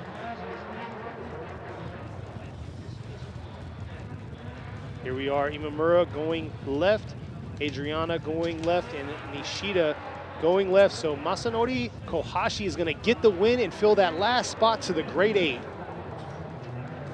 Congratulations to Kohashi. Imamada knocked out after beating Suenaga, which is Kohashi's teammate, so it's almost like a revenge. And here we are, we're now in the grade 8, moving along here for round 1 at the G-Shock Presents Formula Drift Japan Series. So we got the first battle is going to be Matsuyama, Hokuto Matsuyama versus Kodai Sobagiri right here, already lined up. This is a GR Supra versus a GR86. There's the Cusco girls cheering on Matsuyama. We'll see how Matsuyama's going to do, our champ from last year, qualifying first with a 91-point first qualify run, going against Sobagiri, who has a new beast of an engine under the hood. You can see it sticking out right there, the intake. Yep. Here they are leaving the chicane now. Let's see Matsuyama throw down a solid lead run, and there it is, filling outer zones 1 and outer zones 2. Nice job by Matsuyama on the chase. Sobagiri coming around outer zone 2, staying out of that smoke trail. Outer zone 3, believe, coming back into the touch and go. Nice job, being very aggressive right there into the finish, right into outer zone 4. Sobagiri diving in a little bit too fast at the outside zone 4, but let's go ahead and check out the replay here. Very clean run on the run up here in outside zone 1 and 2 by Matsuyama. Sobagiri trying to get as close as possible, has to kill a little bit of the angle getting up to outside zone 3. Now leaving outside zone 3 to the touch and go. Sobagiri can't fill the touch and go as well as the lead car, but it's okay. He does try to catch up to him at outside zone 4, but does come a little short on the line. So let's go ahead and check out the drone view here, see how close they are in action. And this, it looks a lot further from the outside, but you're actually super close, and it feels a lot closer too when you're in the car. So now we're going to see how Sobagiri is going to do in his lead run while Matsuyama is going to be in the chase.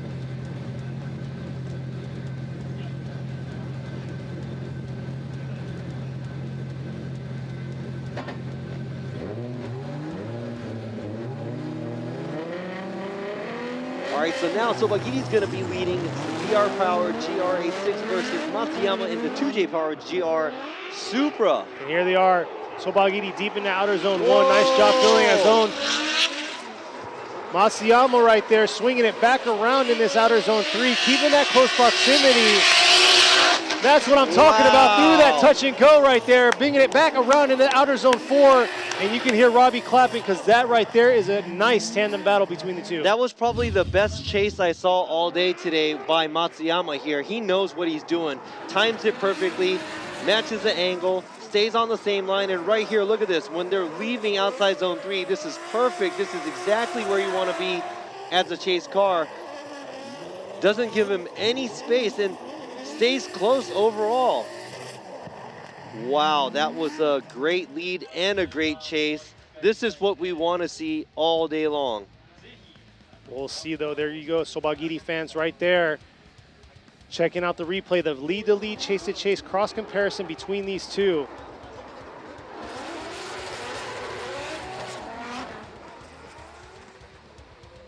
Yeah, I'm sorry, just watching. Robbie's in the zone right now. But yeah, the only thing I see is a separation in the two cars, and maybe the chase car on run 1, which is Sobagiri, made some of the smaller mistakes on the line. Going left, there you go, 2 judges and all 3 judges. Hokuto Matsuyama is going to get the win and move on to the final 4. Wow, this driver jumped in the car a few days ago, brought this car #1 qualifying, and making it all the way to the top 4 here against all these veteran drivers. And better luck for the brand new car that they have driven by Sobagiri, because made it into the grade 8, and I think that's not even a bad start for a brand new build. Exactly. But moving on, we are going to the next battle here. It's going to be Yukio Fausto going against Azumi Takahashi. All right, now we got the wild angled Fausto versus the fast Takahashi. He already got one of the TMS Racing Team Cylon tire cars out. Let's see how he's going to do here. Swinging out, dipping a tire right there, and then shooting forward through outer zone 2, coming back around into this outer zone 3. Takahashi playing it back a little, needs the closest proximity to Fausto up into this outer zone 4 here, but unable to close that proximity to him.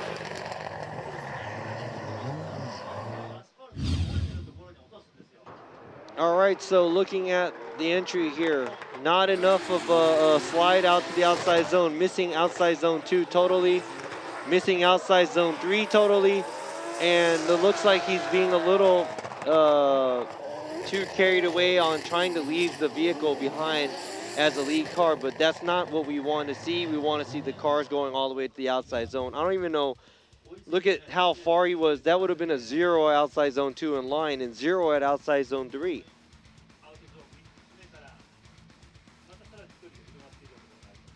So this type of lead is not going to be any good. All you're doing is gapping the chase car. And that's not what we want to see. We want to see tandem. Yes, and we'll see how Takahashi's going to do this time in the lead. See if he's going to be able to get to those zones, fill the zones, and not undershoot them and go right past them. So here we are, Yukio Fausto's in the chase this time, leaving the chicane, approaching 3-2-1 right here. Takahashi in the lead, coming around. Oh, Fausto huge with an aggressive angle in that chase position. Coming back around. Oh, big correction in the chase. Swinging back around, Takahashi entering into the touch and go. Kicking it back around into outer zone 4 here.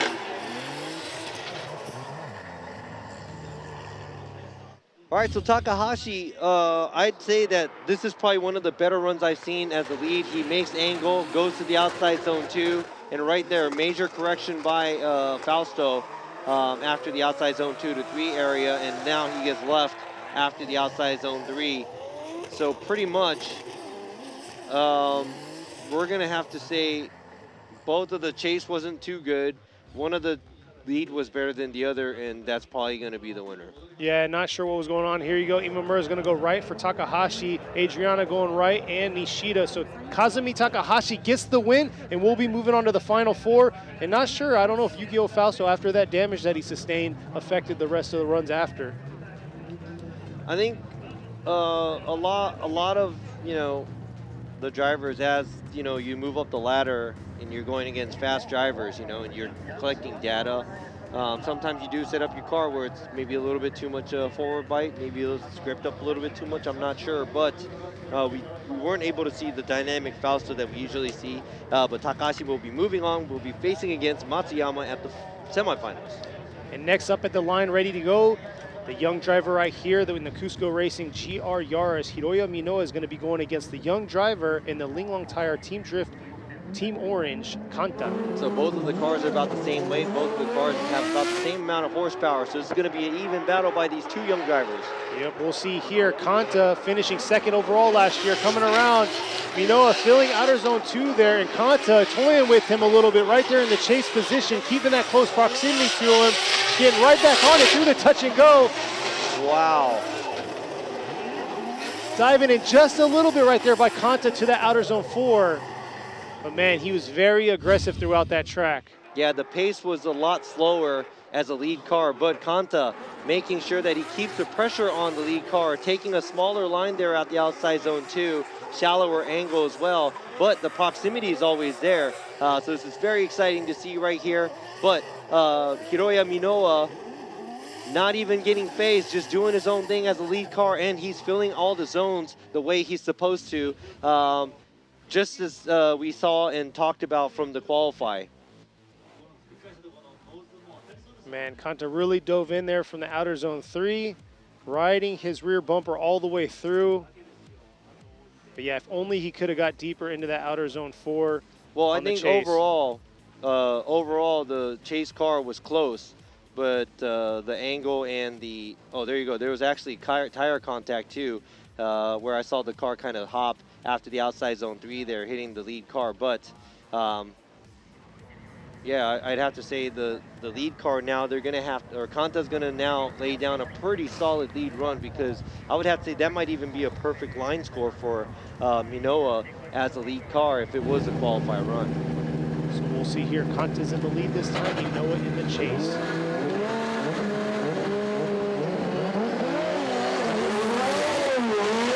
Who's going to move on to the final 4 here? Here he is, Kanto coming in real hot into outer zone 1. Oh, dipping a tire. Missing the tire. Oh, shredding it completely.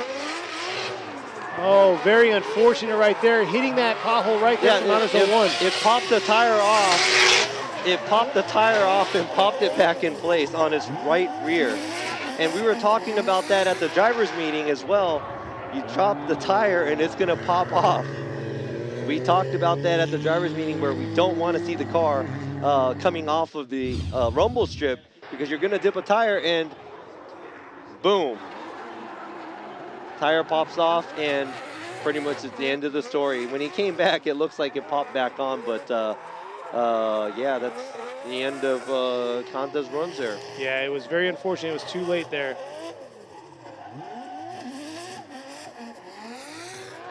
Wow. So we got the 1-2 qualifiers. I think they're all going to make it into the semifinals. I'm sorry, I'm speaking ahead of, but it was really obvious. Imamura going left, Adriana going left, and Robbie Nishida. So Hiroya Minoa is going to be moving on to the final 4. What a way to start this season off for Hiroya Minoa. Wow, both of these drivers, like I said, the Cusco team, Matsuyama and Minoa, they're both going to be on the podium for sure, because there's a 1-2 qualifiers here. Now, who is going to join them on the podium? We don't know yet, because we're going to have to see Matsuyama go against Takahashi first. After that, we're going to see Minoa going against either it's going to be Meguro or Kohashi. Now, Meguro qualifying 19th. He's kind of the underdog, making it all the way up to the grade 8. That would be a pretty cool Cinderella story for Meguro if he makes it all the way up to the podium. But now, Kohashi's not going to make that easy for him, because that is the winner of this round last year, and also the top 3 driver. 3rd place ranking in the championship last year here at FDJ. So we'll see how it's going to go for Meguro. Kohashi's going to be in the lead this time. Here we are. Let's go. Leaving the chicane, our last battle of the grade 8. Who's going to make that last spot in the final 4? Here they are. Kohashi initiating in outer zone 1, coming back around into that outer zone 2. Meguro very aggressive here through the track into this outer zone 3. Took a little bit of angle out right there out of that outer zone 3, adjusting himself, which hopefully isn't going to cost him here, finishing off strong in outer zone 4. There was a little bit of a separation, and it looked like Meguro was trying to play it off a lot at outside zone 3 by taking out angle. And right here, the initiation looked really good, and I think Meguro did a great job chasing Kohashi up until the outside zone 3. Now Kohashi doing his own thing, doing what he's good at, drifting obviously, and is doing what a lead driver is supposed to do. Now falling behind, Meguro has to take a shallower line at outside zone 4 as well. Right here, Kohashi filling the outside zone 2. Meguro keeping the pressure on, but not filling outside zone 2 with Kohashi, having to take the angle out at outside zone 3. Now there's a slight separation at the touch and go area, and Meguro trying to play catch up towards the end.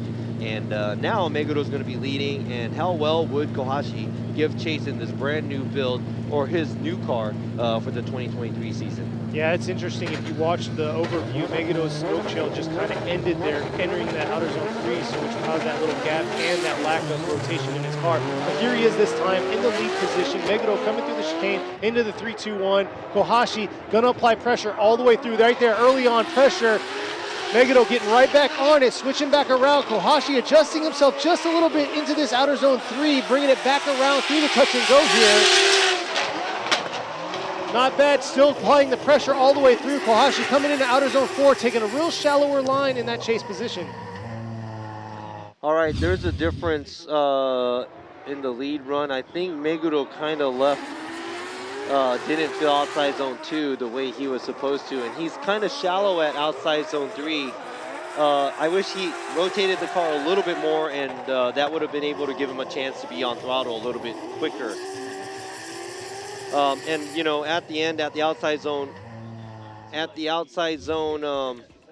4, I think Kohashi does dive in a lot, but looking at the way the lead runs are, if I compared lead to lead, chase to chase, I think there's one driver that's a little bit more better, or did a better job on their lead run.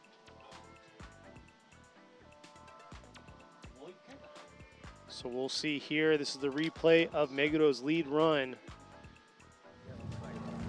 See if it's enough to push one of these drivers onto the final 4 to fill that last gap on the right side of the bracket or not. Or are we going to see a one more time battle between these two? Imamura is going to go one more time. Adriana is going to go left, and Robbie Nishida is going to go left. So Masanori Kohashi is going to get the win.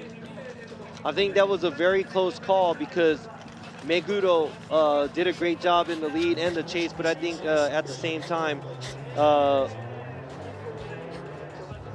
I think if Meguro could have filled outside zone 2 a little better and a little bit more angle at outside zone 3, I would have easily went with him one more time. But a good job by Meguro making it this far in the ladder. I think it's the first time he made it into the grade 8.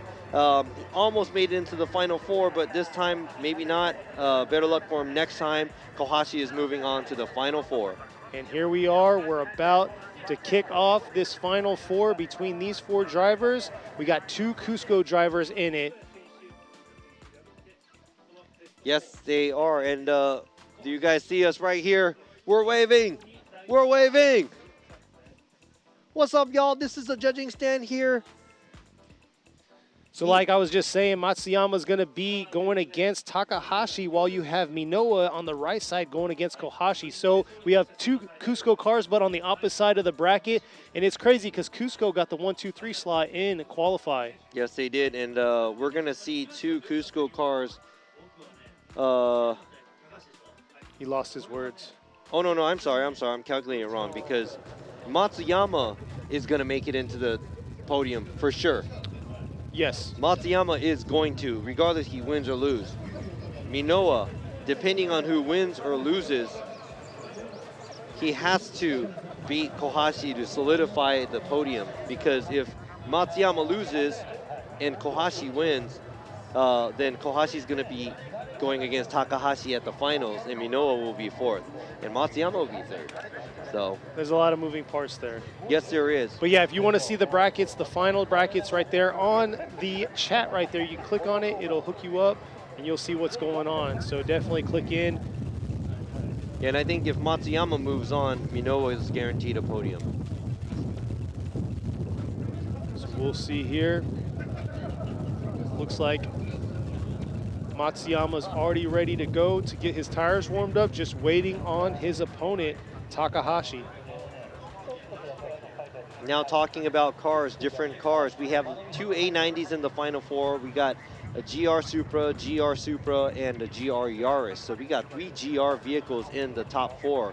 And we have 1 E92 BMW, which is a very, very popular chassis in Europe and in the US, starting to make its way over to Japan as a very popular chassis. And we have a 2JZ in the, no, we have 3 2JZs versus 1 VR. So all the GR cars have 2Js, and the BMW has a VR in it. So we'll see how this goes. You can see the spectators out here. The weather has been phenomenal all weekend long, holding out for us. We'll see how it's going to be for cleanup, if it's going to drop in temperature like it did last night on us. But yeah, for you spectators out there tuning into us, appreciate y'all all around the world checking us out. This is the first round of the 2023 season, and I'm glad to be here with y'all, and I'm glad and happy about the support that you've been giving myself and Robbie throughout the year, especially with COVID going on and all that. Is this the last round or something? No, but I make it sound like it. We have this delay, so I'm giving you my shout outs to y'all. Oh, okay, yeah. See? Shout out to my family too. Hopefully they're watching, but I think they probably don't.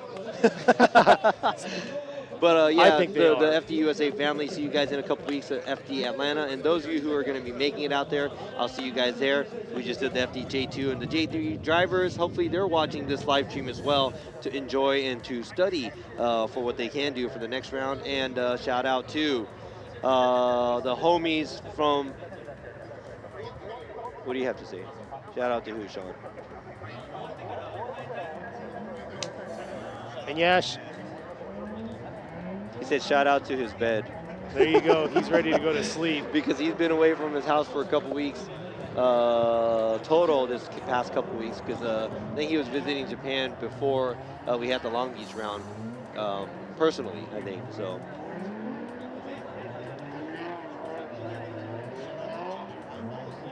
And yeah, I think one of the drinks that Sean's been really hooked in Japan is a ginger highball. And right here, look at the Cusco girls.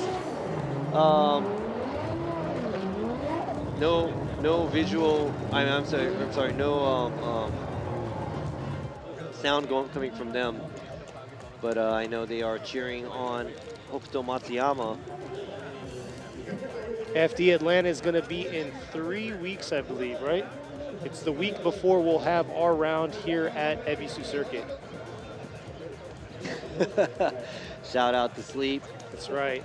Very important. Yeah. Ask Robbie, he passes out early.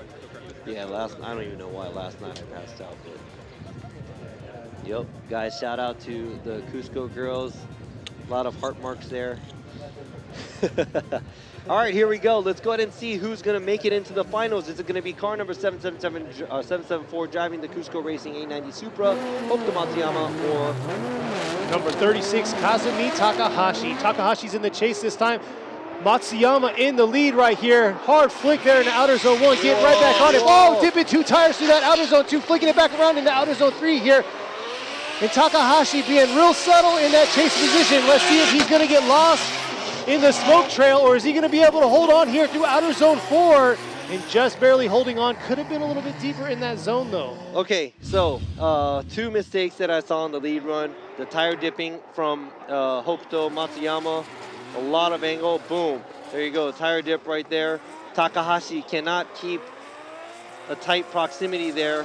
And at the end, Matsuyama looks like he misses outside zone 4 a sizable amount.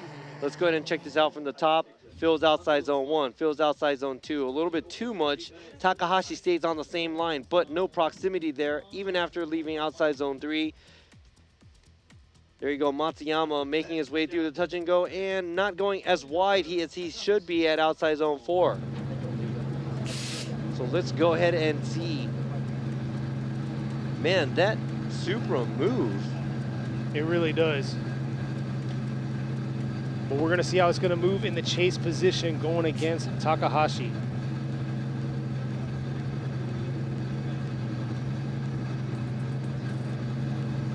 Yeah, and I'd have to say Matsuyama, he actually went to FD Long Beach too, because he does want to compete in the U.S.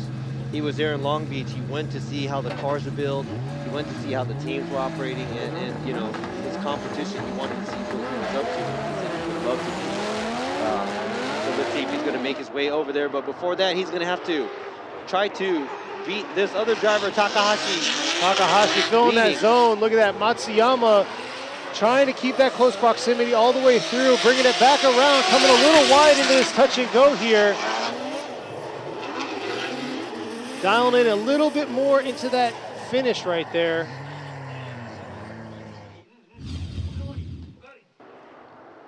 So there you go, not super clean in the chase position, but Matsuyama trying to keep the proximity, matching the angle with the lead car, but right here at the outside zone 3 to the touch and go, Takahashi takes the smaller line approaching the touch and go, and the outside zone 4 looks pretty similar.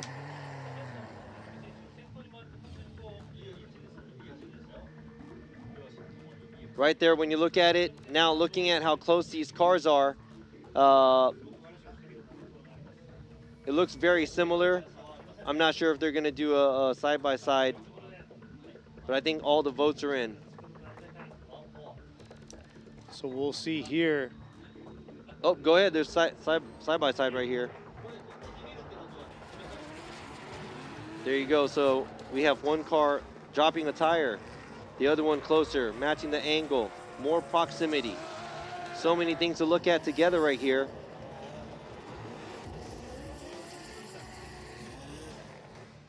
So we have all our votes in.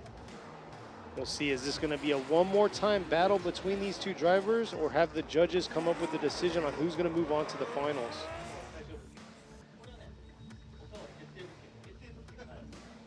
Very interesting. It's been a long day with top 32 all the way down to this point here.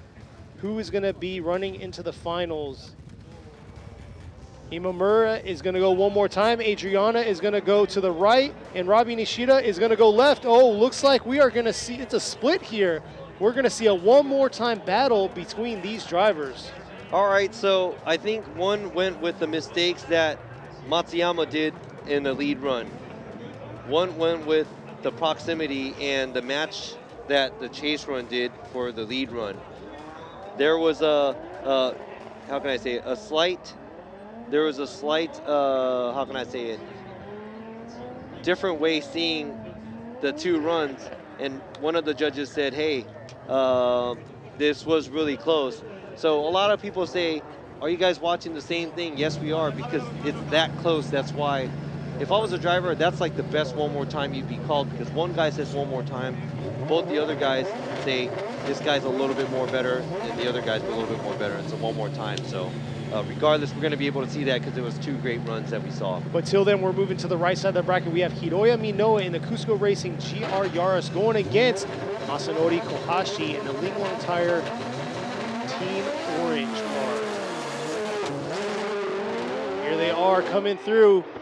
Minoa's been very consistent on his lead run, filling all zones, making it happen. Here he is filling outer zones 1 and outer zones 2, swinging it back around. Kohashi, though, that has been very aggressive in that chase position. And right there, he's showing you firsthand how aggressive he is, bringing it back around into this touch and go with a strong finish through outer zone 4 by Minoa. And like I said, very consistent all weekend long. Yeah, so Minoa doing his copy-paste lead run pretty much, right on the outside of the line, getting back on throttle where he's supposed to. Now, it looks like Kohashi is kind of similar to how Kanta was chasing him. He's running a smaller line, and it might be because he has more traction or he's gripped up. He's not trying to mimic the line or the angle. He has proximity. But now we're going to have to see what's going to happen when they change places. But right here, small line at the outside zone 2 at the chase car, and small line at the outside zone 3. But great proximity, though. He is pressuring the lead car as much as he can. Now we're going to have to see if Minoa is going to be able to do that. So we'll see here this time. Minoa's going to be in the chase while Kohashi's in the lead. This right here is the right side of the bracket. The left side hasn't been filled yet. We're going to see a one more time battle on the left side. Here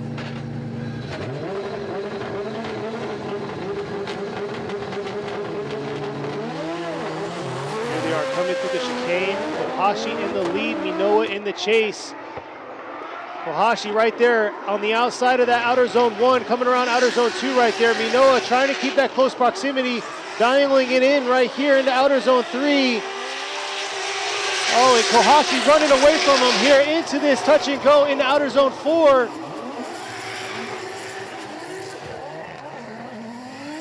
We'll see what these judges are looking at now.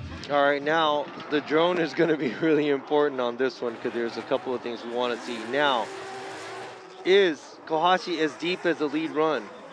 Then right here, it looks like Minoa wasn't throwing enough angle at the outside zone 3 where it made him take a line where he was bubbling out a little bit. Let's go ahead and check out the view right there. Not as tight on the outside zone 2 right here. Then Minoa kind of losing Kohashi a little bit at the outside of the outside zone 3.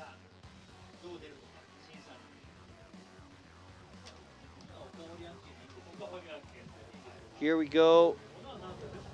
Robbie's reviewing the replay one more time to see the difference between these two drivers. Who's going to move on to the finals? Is it going to be Minoa or is it going to be Kohashi?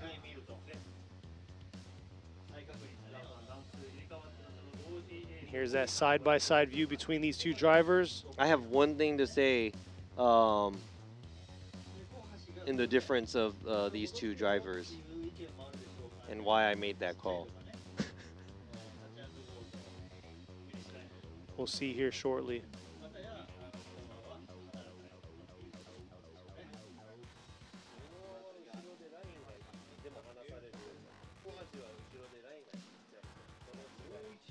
Here they are finishing up their run right here.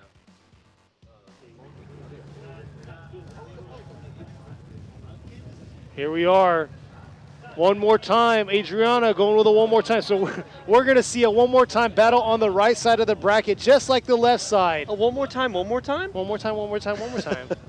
All right, so I think we all kind of agree on this because Minowa has a better line when he's chasing, but he loses the proximity because he does try to mimic the line. Kohashi stays a lot closer, but he is on a smaller line after outside zone 2 to 3 area. Now, both of the leads were fairly even. It looked like Kohashi was slightly smaller on the outside zone 2 area as a lead car, but the placement of the car, there's two different placements of the car where Kohashi is a lot more smaller on line, and that's gonna be, or that's a reason why it's easier to be closer. Now, Minowa, he could have cheated the line a little bit more to keep that proximity. One has more proximity than the other, but one is on a more wider line than the other, and that's pretty much the only difference that I could tell you guys.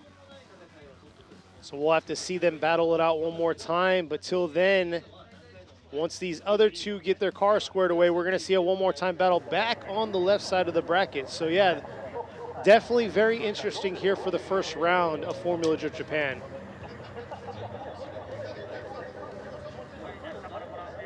And you know what? Watching great battles like this one more time, I have no problem with it. I have no problem. This is the girls from Team Fukushima and Linglong Tire. And the Team Cusco girls. Man, see, when you make it to the Final Four, a lot of girls want to watch. So guys, make it to the Final Four.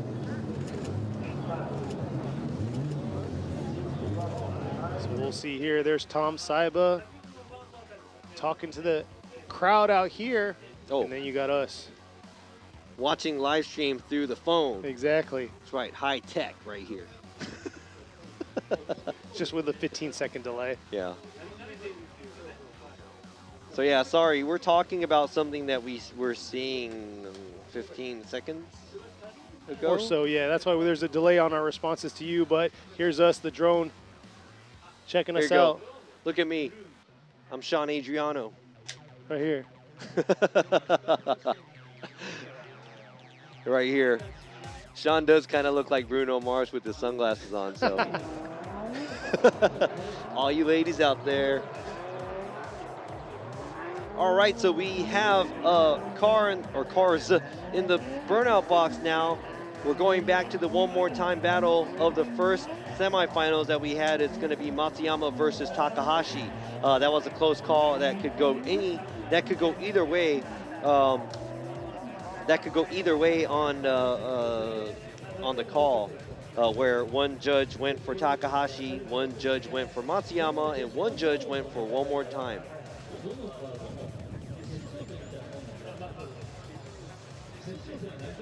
Yeah, and these all these cars.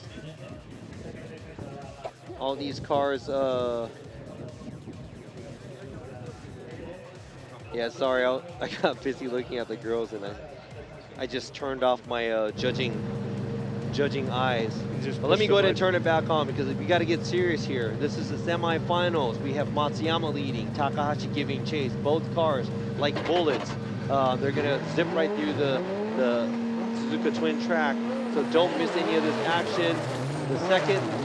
The one more time battle of the semifinals. Here you go, Matsuyama right here, coming around into outer zone 1. Nice job through that outer zone 1, filling outer zone 2 very well. Takahashi trying to close that proximity, swinging real hard into this outer zone 3. And here they are, hitting this touch and go. And man, swinging it back around into outer zone. Oh, tipping 2 tires and causing contact right there at the finish. Oh man, not good for Matsuyama right there in outer zone 4. Yeah, that might have been a big mistake by Matsuyama. Everything looked like it was great until after the touch and go and the transition. Let's go ahead and see this closely. Oh, it looks like his car is broke. He has camber, so something's broken on his car.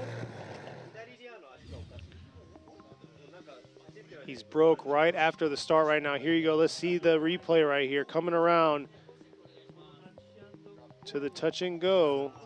Yeah, it looked like his tire is, his left rear tire, something's wrong with it. I'm not sure if it's an arm or something.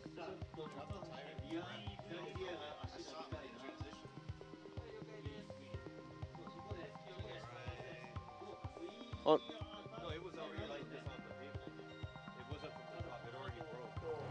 So we'll see here. They're discussing it right now, what's going on.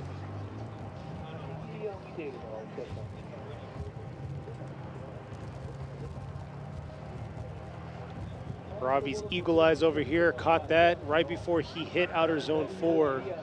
He saw something interesting about the rear. So not sure what broke on Matsuyama's A90 Cusco Racing Supra. Yep, we were looking at the replays, but I think he did a slight dirt drop at the touch and go. And I think that broke something on his suspension in his left rear. So, oh, here we go. There's a replay right here. Let's go ahead and check this out. Right there, the left rear, boom. Ooh, oh, yeah. Man. Eagle eyes Robbie over here. No. Sean kept telling me, he's like, yo, pay attention. And I was looking at the girls, so I was like, oh, what? Then he just filled me in right now. Oh, okay. I didn't find it. Yeah, there you go. No, I already knew that the car, it was already broken by the time he was doing the switchback, and that's what made him wash out on the outside zone 4. Wow. Now he's going to have to call a competition timeout. What a hard hit right there by Matsuyama. So not looking good for him. Oof.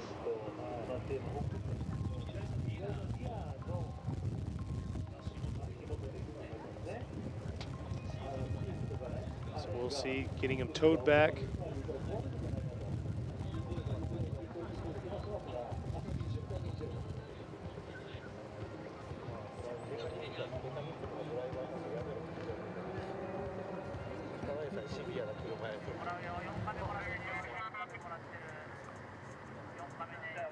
And there you go. You can see the view of his left rear, the camber that he has right there. And you saw the replay, him hitting that ditch right before the touch and go, being a little too deep, dipping a tire out outside the track and snapping one of his arms.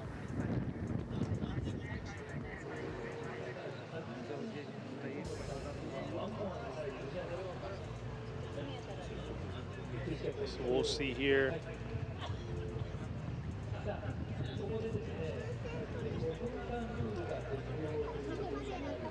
But yeah, we had a struggle with the FDJ2 and FDJ3 drivers in that same zone. They filled it in for this event, and you can see how it just rutted it all right back out after all the runs that we've seen. Hopefully this is going to be repairable for them. They can get back out there.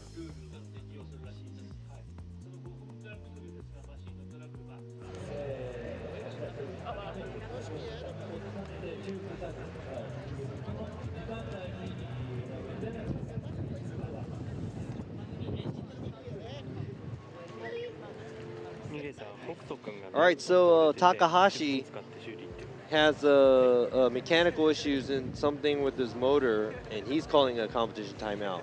Now, Matsuyama getting towed back, he's going to have to call a competition timeout to get his car fixed too. So they're both actually calling a competition timeout.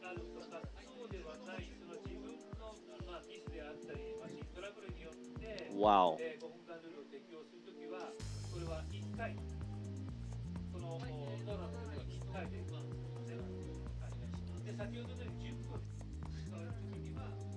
No, I don't get distracted by the... I'm married. I have a lovely wife. Christine at home, so no ring on a finger. I already have a wife. I keep talking about the girl, she's gonna beat my butt.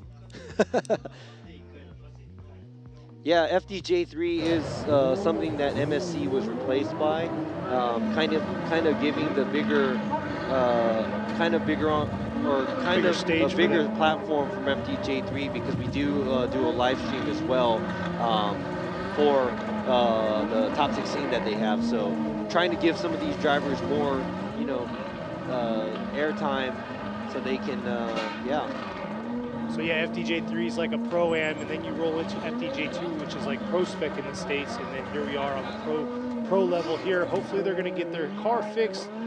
Just rolling up to the Cusco pits right now. Yeah, and you know what? I don't want to take away any of these girls from you guys too. You know what I'm saying? There you go. And look at the Cusco team. Oops. Easy on the trunk. Easy on the trunk there. So they're pushing the car back into place to get it repaired. But while they're doing that, let's go ahead and check out these two other gentlemen in their vehicle. Gentlemen, should I say gentlemen to one of them? But yes, both of the drivers are ready to go. And here we are, left side of the screen right there, number 771, Hiroya Mino in the Cusco Racing GR86, while you have number 4 going against him. This is a one more time battle between these two. Masanori Kohashi. Here they are leaving the chicane now. Minoa has been doing a phenomenal job copy-pasting his lead run. Let's see how he's going to do this time around. He has been very proficient and consistent. Oh, dipping a tire right there late in that outer zone 2, bringing it back around online, but Kohashi giving him pressure all the way through the outer zones 1, 2, and 3, and here he is in the touch and go back around into outer zone 4, pressure all the way through. Wow. See, now I'm talking. Kohashi is on a better line in the chase position this time. He was a little too in. Minoa doing the same thing, but I don't know if the nerves getting to him, because he did a tire dip there, which is very unlike him. I have to look at the different angle. I'm not sure if he's a tire off there, but Kohashi in a good position where he almost feels the touch and go as well. And right there, gets right on proximity of the lead car. And as you see, there's another tire dip at the outside zone 4. Now look at both of the cars with the angles. A little bit more on the lead, but I would have to say a good mimic driving by Kohashi right here, even getting right behind the car on the straightaway and diving right in to get back into proximity of the lead car.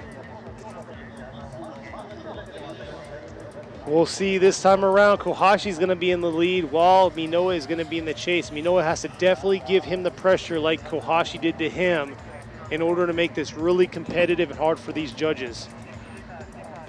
Now we're going to have to see if Kohashi could do the same or even a better lead, and see if Minoa could stay within proximity. Same angle, same line. Getting into 3-2-1 right there. Nice job in outer zone 1, taking it out to outer zone 2. Coming back around right here. Minoa giving him pressure early on while Kohashi dips that tire right there. And that's what I'm talking right there. What a tandem battle between these two coming into the finals here. What? Between both drivers. What? Oh my God, I'm getting excited. I'm sorry guys, but man, I got goosebumps from both of these drivers. Wow. They both fixed what they had to after the first battle.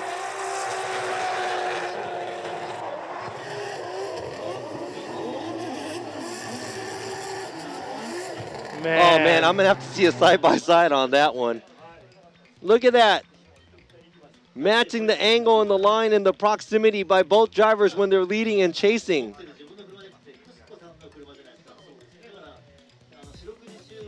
So they are coming back around outer zone 4 wow. there, man. Oh man.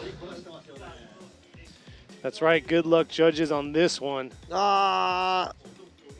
Kohashi leaving outside zone 2 a little bit too much and riding the outside line a little bit too much is really, man, you have to see a side-by-side because Minoa does dip tires as well. That's true.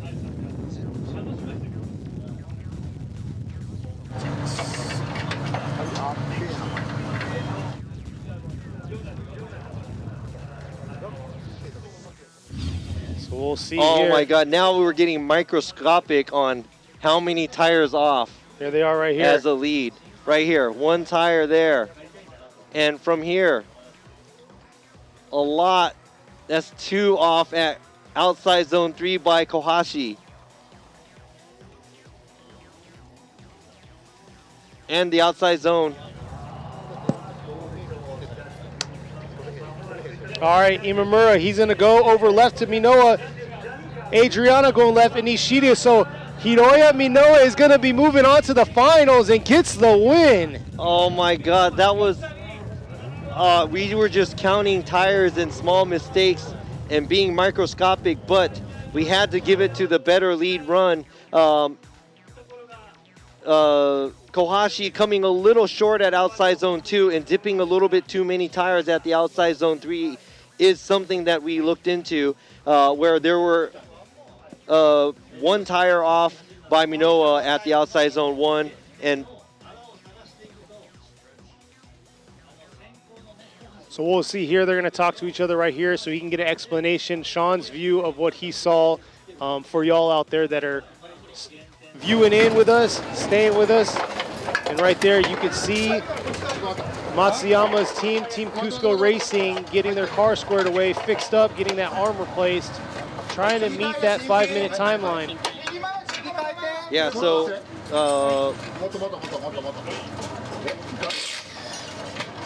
they're changing. I'm not sure what they're changing. I think it was probably the arm. I think there's an adjustable right there. I heard 30 seconds.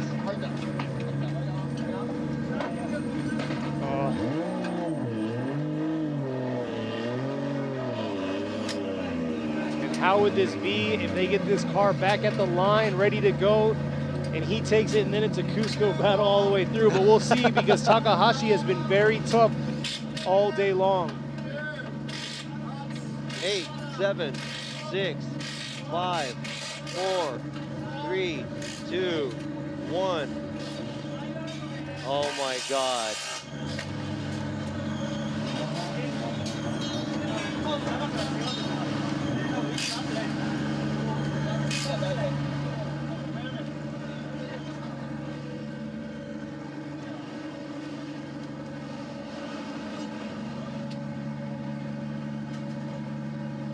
There you go, he's taking his helmet off now. No, he ran out of time, and the #1 qualifier here, Matsuyama, is not gonna make his second run, but he did solidify a spot.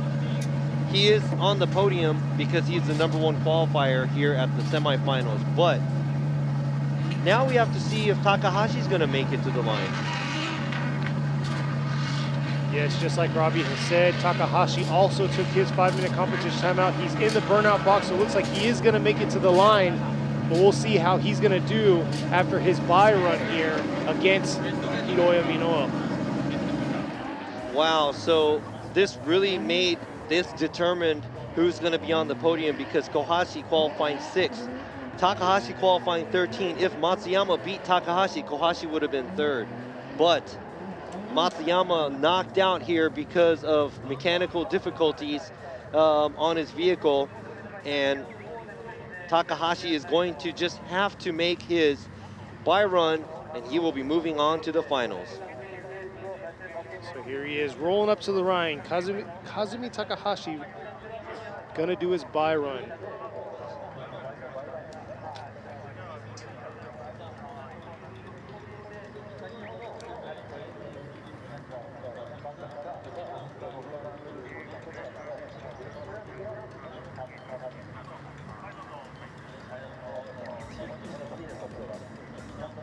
All right, looks like he's getting the green light to start.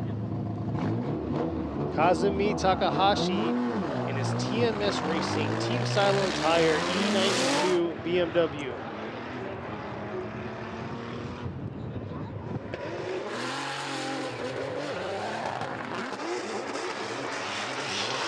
Here he is ripping around real shallow into the outer zone 3. Wow, his car does not sound good at all. But this makes him go into the finals. Yeah, not sounding good at all. Hopefully it can hold through. We'll see how it's going to compete against Hiroya Minoa.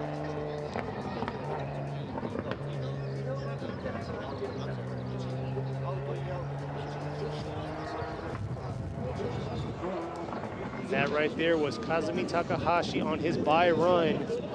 Unfortunately, Hokuto Matsuyama was unable to get his car fixed and back to the line.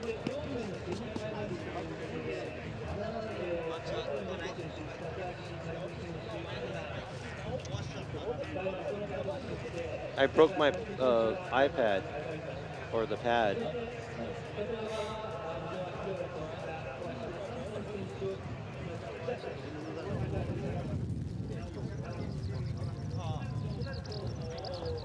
All right, now we know who's in the finals, but Takahashi's car did not sound that good.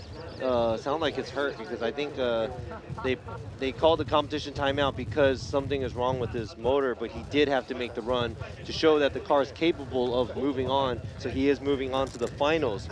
Now, we're gonna be right back after these short messages, and don't go anywhere because you do wanna make sure you witness the first winner of the first round here, the 10th year of FD Japan, Round 1 Suzuka Twin Circuit.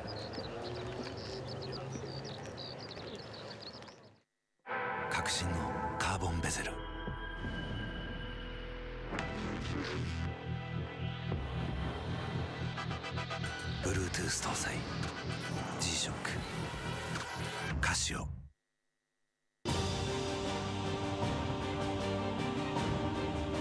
The brightness called brilliant, blinding and vivid, Valentine.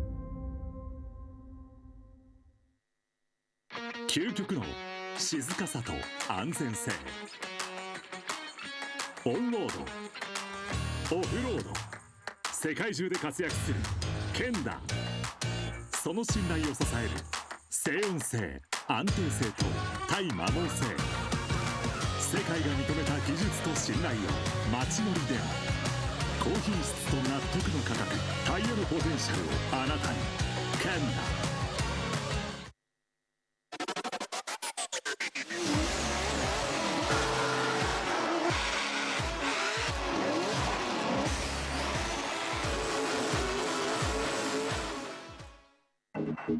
バリのタイヤ。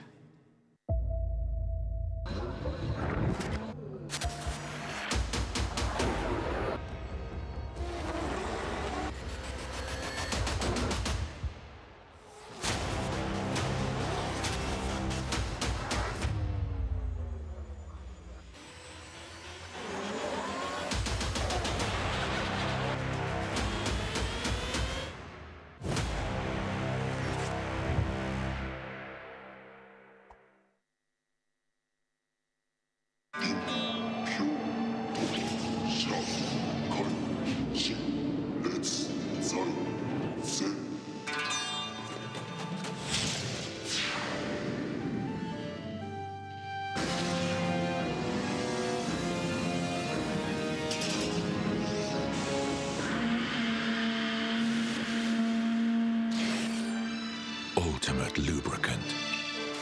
Mortis.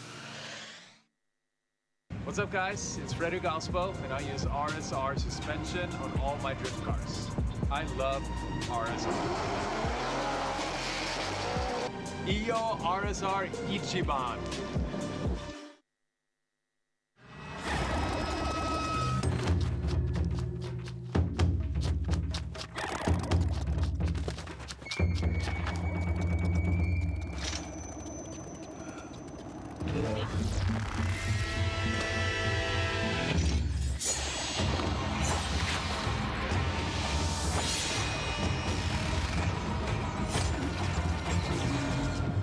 Made in Japan.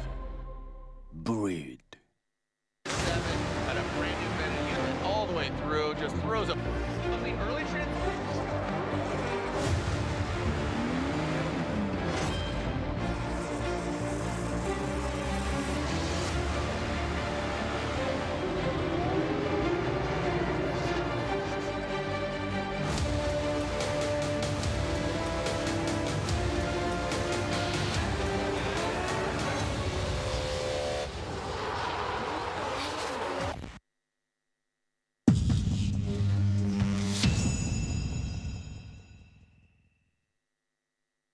極限の世界。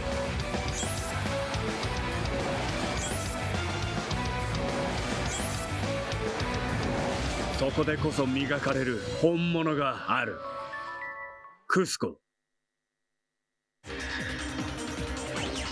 伝統と革新、小倉クラッチのテクノロジーを凝縮、チャンピオンを取るためのクラッチ、小倉レーシングクラッチ ORC。All right, welcome back. Here we are. We're at the finals finally for the 2023 G-Shock Presents Formula Drift Japan here at Suzuka Twin Circuit in the Mie Prefecture. It's been a beautiful weekend, phenomenal battles that we just saw.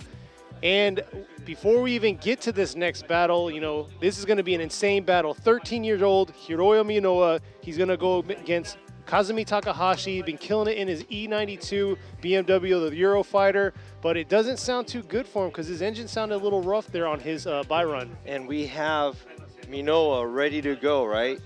We're back from the commercials, and we're ready to go too. Takahashi, not at the line. Oh, he's actually pulling up. He's lying. No, because they said they started working on his car. So let's go ahead and go to the short.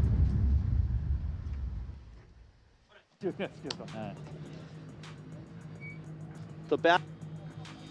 What? The battle from last year's finals right here. That's Kanta versus Kohashi. So Kohashi was, and it was wet. Yeah, definitely rough right there. Kanta going a little too wide. Kohashi going a little too wide too. But right here, Kohashi not on the same line, but very, very close. Man, I'm glad it's not wet today. Yes, it's totally. But right there, Kanta finishing off the run.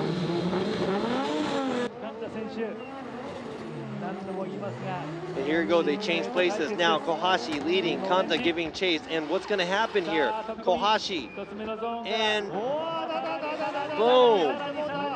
What just happened? I think Kanta got a little bit too aggressive and pushed out Kohashi. Kohashi! Congratulations for taking the first spot. Congratulations for taking the first spot. Good job.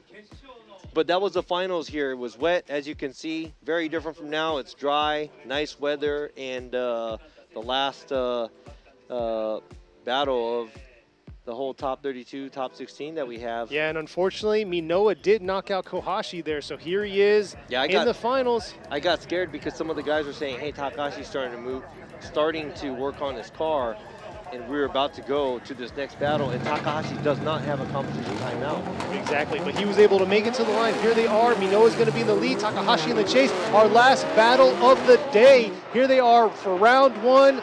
Swinging around Minowa. Let's see if he can copy paste like all his other lead runs. Swinging back around out of outer zone 2. Takahashi trying to keep that close proximity. Being a little safe right now. Leaving that outer zone 3. Minowa ripping into that touch and go back around through outer zone 4 here.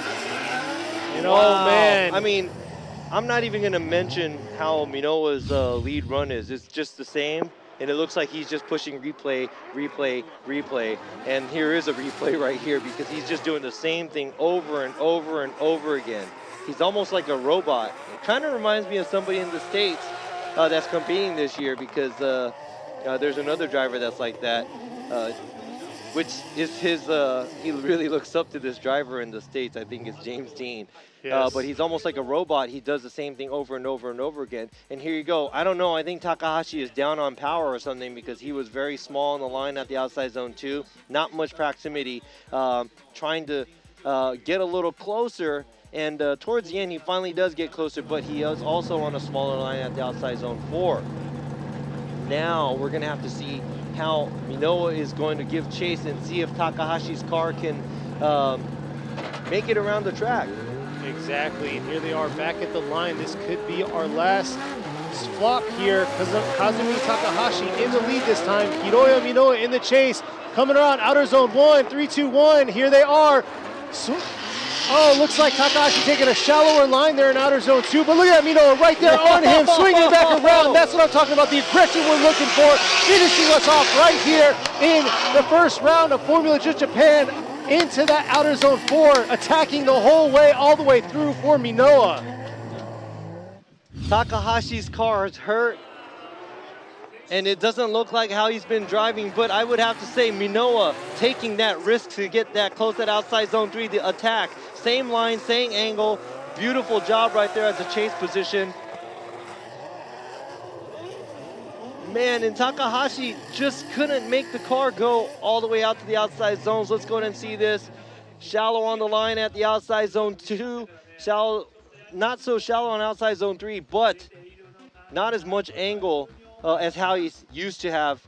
I want to find out what's wrong with this car, but he's on a hurt motor, I heard. And we'll see here. Are we going to see them battle it out one more time, or did these judges come with a result for who's going to be podium in this first round of the 2023 G-Shock Presents Formula Just Japan Series? 10th year here at Suzuka Twin Circuit, Mie Prefecture. Beautiful weather, amazing. You saw the replay, it was wet. Here's the side-by-side between these two, lead to lead, chase to chase.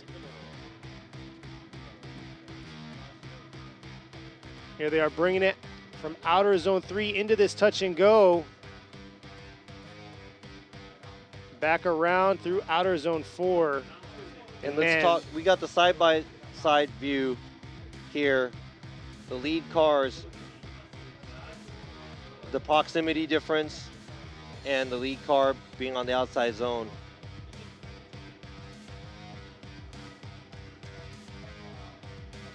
Just wow, what a way to end this long weekend here. Had beautiful weather all weekend, and here we are, a beautiful final run. Between two intense drivers.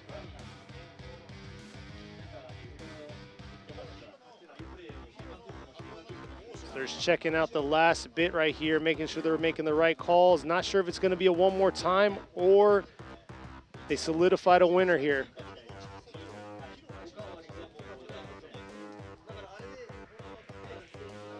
One more view between these two.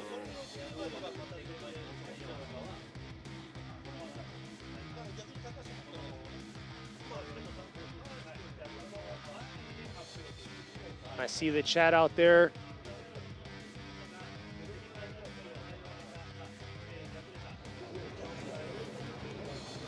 So there you are. Looks like we have a result. The drivers are going to come out. The cars are ready to go.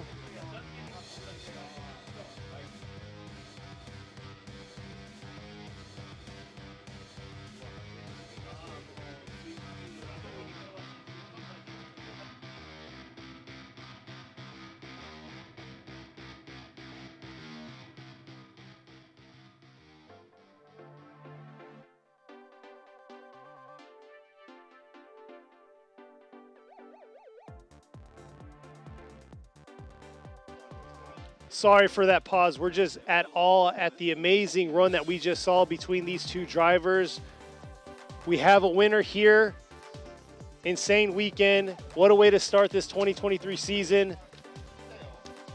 Robbie's happy. That's always good. Well, I mean, it was good because the battles that we saw from towards the end of the top 16 got better and better and better.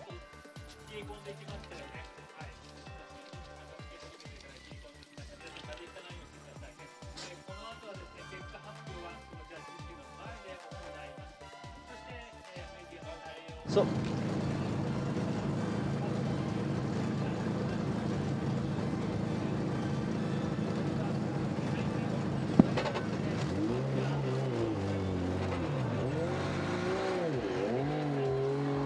here they are, cars rolling up in front of the judges' stand to make the final call for these drivers.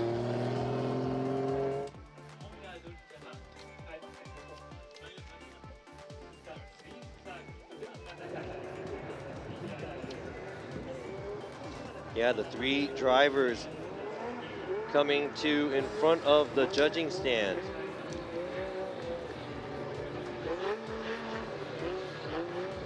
The Cusco Racing team I making love it. It's like the unusual cars. Yaris, Supra, E92 BMW.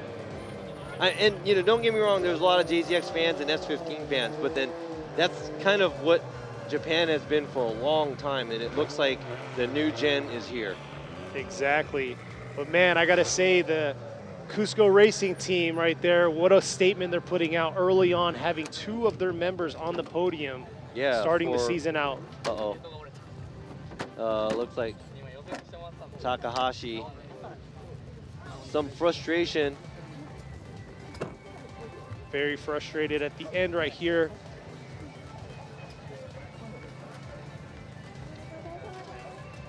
We'll see. I think we're going to be announcing from the third place.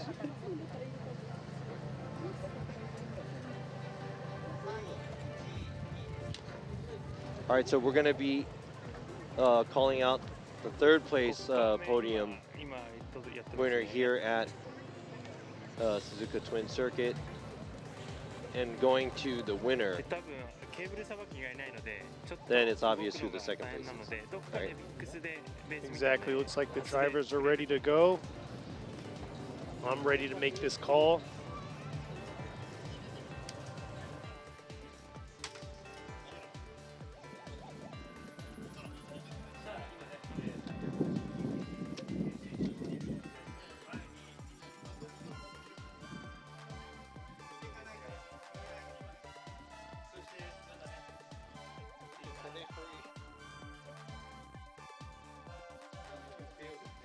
Can't stress it enough. Hiroya Minoa, 13 years old. He'll be 14, you said August, right? Yes, and Takahashi, I think he's like 30, around 30, and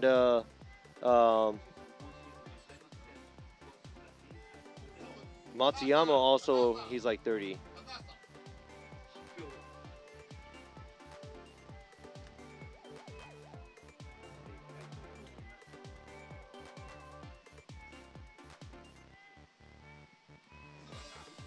So they just like to build up the suspense for you guys. Who do you guys think won? One of the girls? Most likely.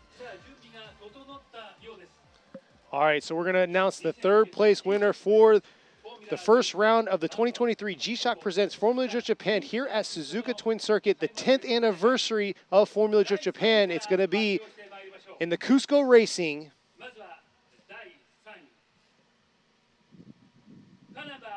A90 Supra, car number 774, Hokuto Matsuyama. Wow, great driving. #1 qualifier. Dipped the tire and had a mechanical issue on his semifinals run, but great driving all weekend.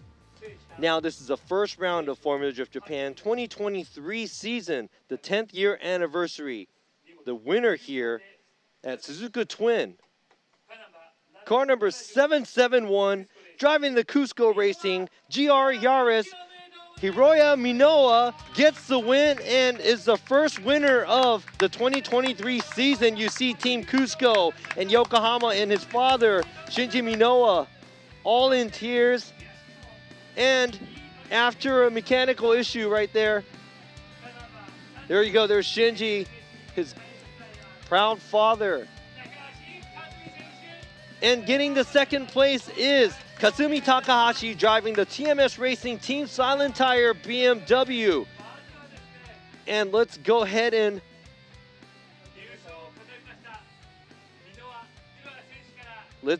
ask Minoa how he is feeling right now.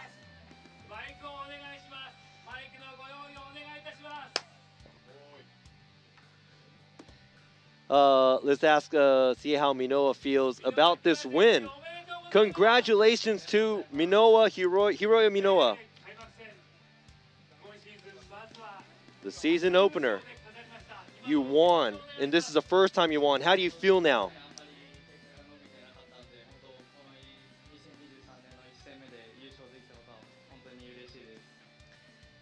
I wasn't able to, do so well in the last season, so 2023 winning this is great for me.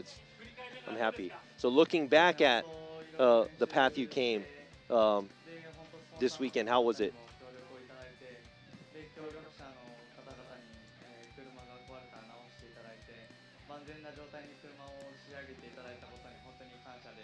He said, I just can't thank enough of the supporters and the spotters and everybody, mechanics, making this car capable of doing what it's doing, and he's thankful for that. And now watching FD from since you were a child, and now you're here a winner. How do you feel?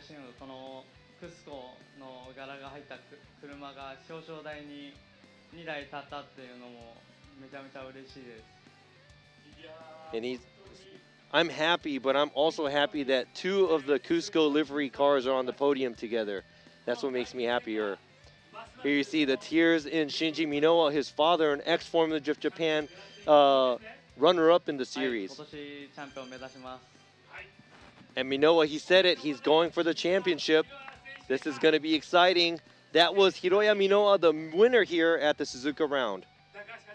And let's go ahead and talk to Takahashi. Second place, the runner-up here.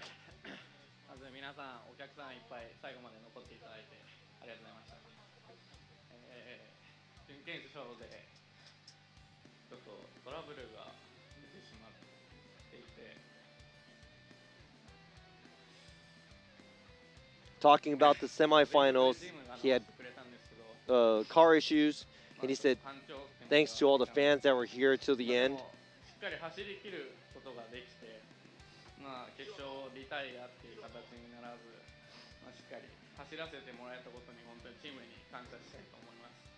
And the team made it happen, did their best to get the car back on the road, or on the track.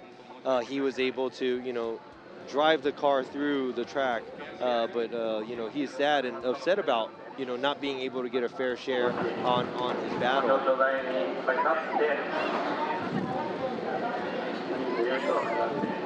But I think he's thanking his team the most and going for the championship as well. And coming off of a win at the last round in Fuji last year, he's coming into this round with a win, and that's a back-to-back podium for Takahashi. Exactly. So I'd like to see him smiling and driving this season. So congratulations to Takahashi for the second place. And also missing it by a hair right here, third place is Matsuyama. Everybody, thanks for coming out and cheering us on.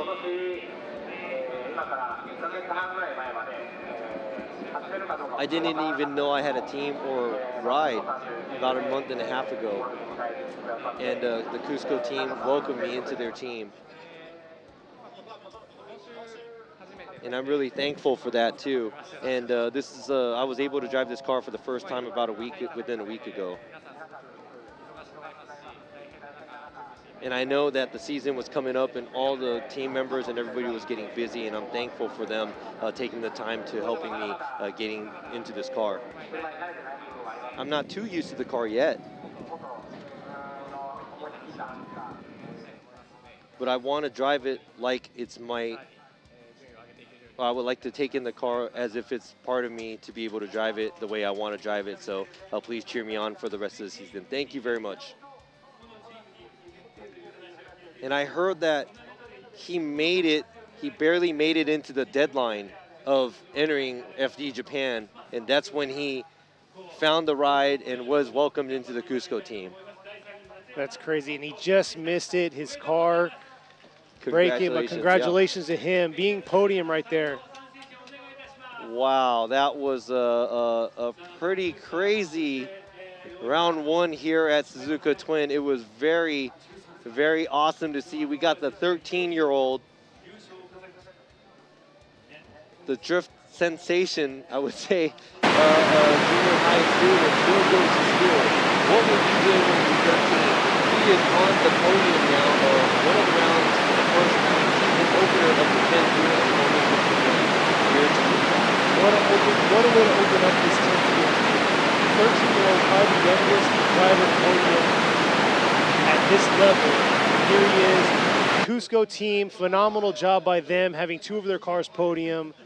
Yeah, and look at, it's a GR Yaris, which is not it's not a car that's available all over the world, and he was able to take the win here in the car that he just barely started to use half season last year.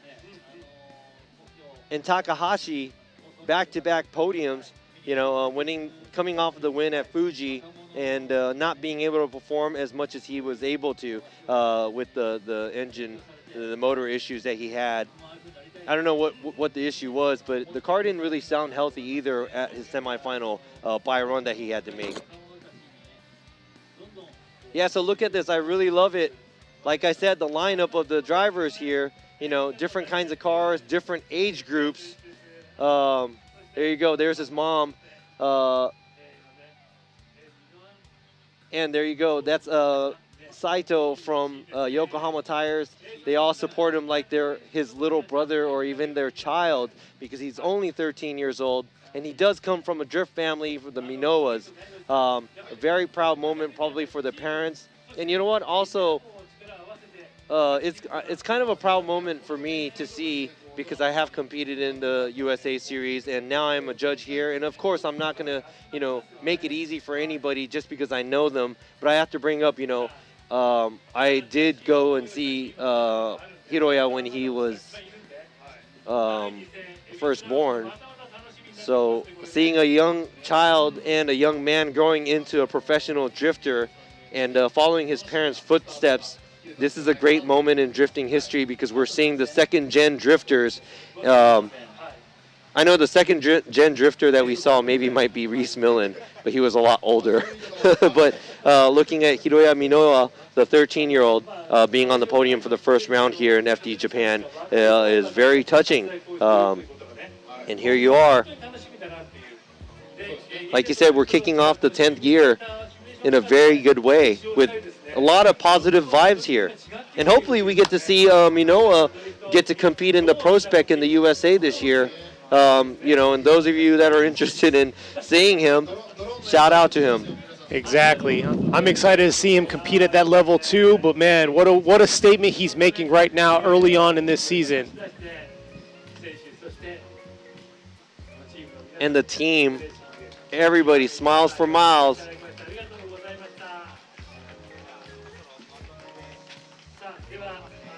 There you go. You see the other Cusco drivers that did a phenomenal job this weekend, Kusaba and also Kaneda, all wearing or all driving the Cusco livery vehicles. And you know, I got to thank for all the people who came out here, stuck around to watch this live, and also for those of you who wasn't able to make it out here that are watching us on the live stream. Thank you for watching. And yes, I'm just going to read through. Yes, he can't drive legally, especially in Japan. And if you want to compete, just go ahead and hit up MSC. And you're going to have to move up to see if you have try to get a license for Formula Drift Japan, maybe J3, J2, and making it into the J1 if you're interested.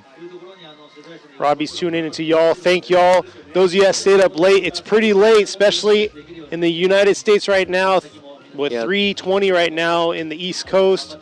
There you saw that was Masayo Minowa, the mother of Hiroya Minowa. She is also a competitor of Formula Drift Japan, ex-competitor of Formula Drift Japan, and now a competitor in the Formula Drift FDJ2. And I think she barely missed the podium here last weekend. And Hiroya Minowa spots for her in FDJ2, and she spots for him in Formula Drift Japan. That's awesome. Coming full circle here.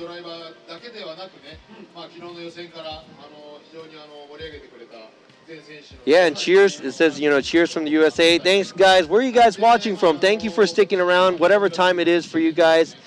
And yes, it was worth staying up. Thank you for staying up for this, and thank you for watching, and whoever made it out here. Thank you, thank you. Yes, it is a proud mother moment. Yeah, she did get fourth last week. Thank you for tuning into the FDJ2 rounds too. And we got a hello from Australia, Mexico. Yeah. Hey, you know what? It was so worth pulling him out of school for this, I think, from Friday. Hello from Canada, from Chicago, Colorado, Sydney, Australia. Was that Malaysia? California, Sri Lanka, DC, Carolina. Greece, Sri Lanka, India. Wow, you guys are amazing. Jamaica, thank you for tuning in. Germany. Now we have round 2 of FDJ1. It's going to be May 20th to 21st. And for the FDJ2 J3 round, it's going to be June 17th to 18th. They're both going to be at the Ebisu West Course. We may be changing up the course. It's not going to be the same anymore, so make sure you don't miss that as well. If you want more information on the live stream there, please tune in to the social media of Formula Drift Japan and Formula Drift USA. Before these rounds, we're going to have the Formula Drift Atlanta too. So make sure you tune into the live stream. If you're in the USA, come say hi to us. Instead of Kenny there, I'm going to be there with Jared and the other judges there. Thank you for tuning in, and thank you for the judges, Sean, Adriano, making it out. Shout out to the FTUSA family, and Kenny, thank you for guiding us through this. No, thank you, Robbie. You did a phenomenal job, and we will see y'all in 1 month at Ebisu Circuit for round 2 of the G-Shock Presents Formula Drift Japan Series.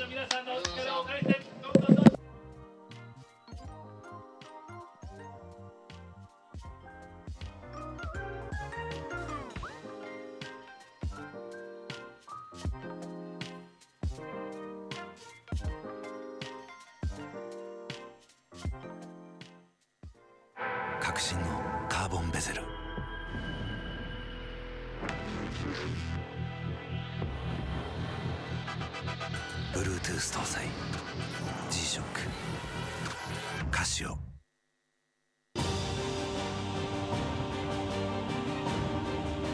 The brightness called brilliant, blinding and vivid, Valentine.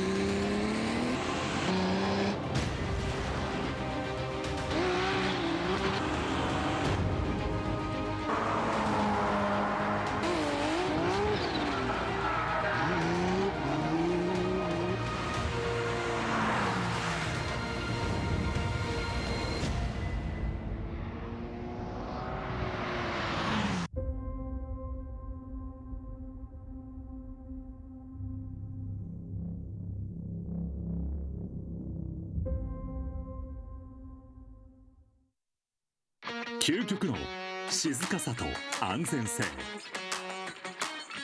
オンロード、オフロード、世界中で活躍するケンダ。その信頼を支える静音性、安定性と対摩耗性。世界が認めた技術と信頼を街乗りである。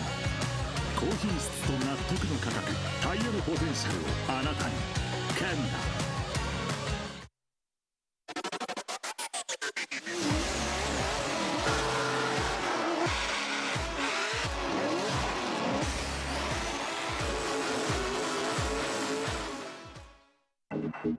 バリのタイヤ。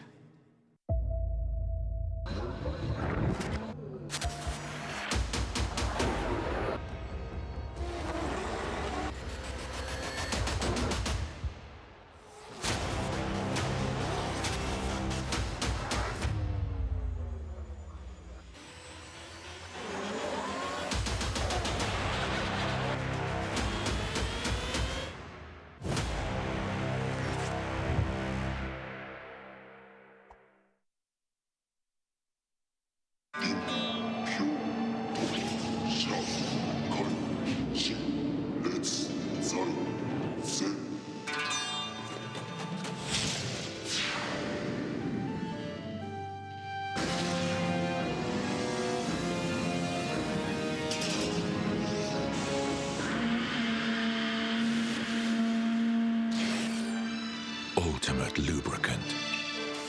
Mortis.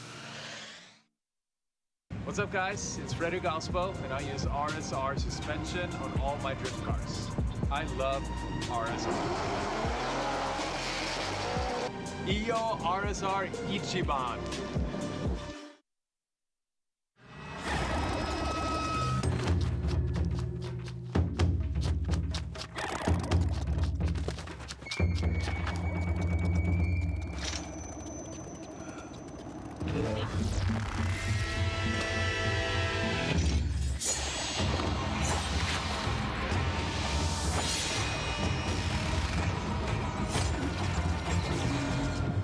Made in Japan.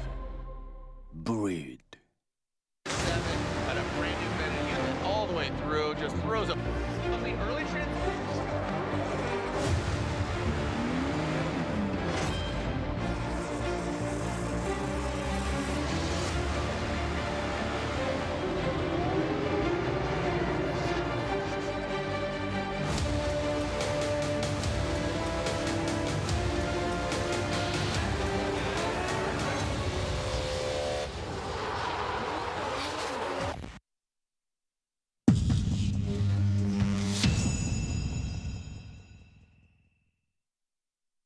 「極限の世界」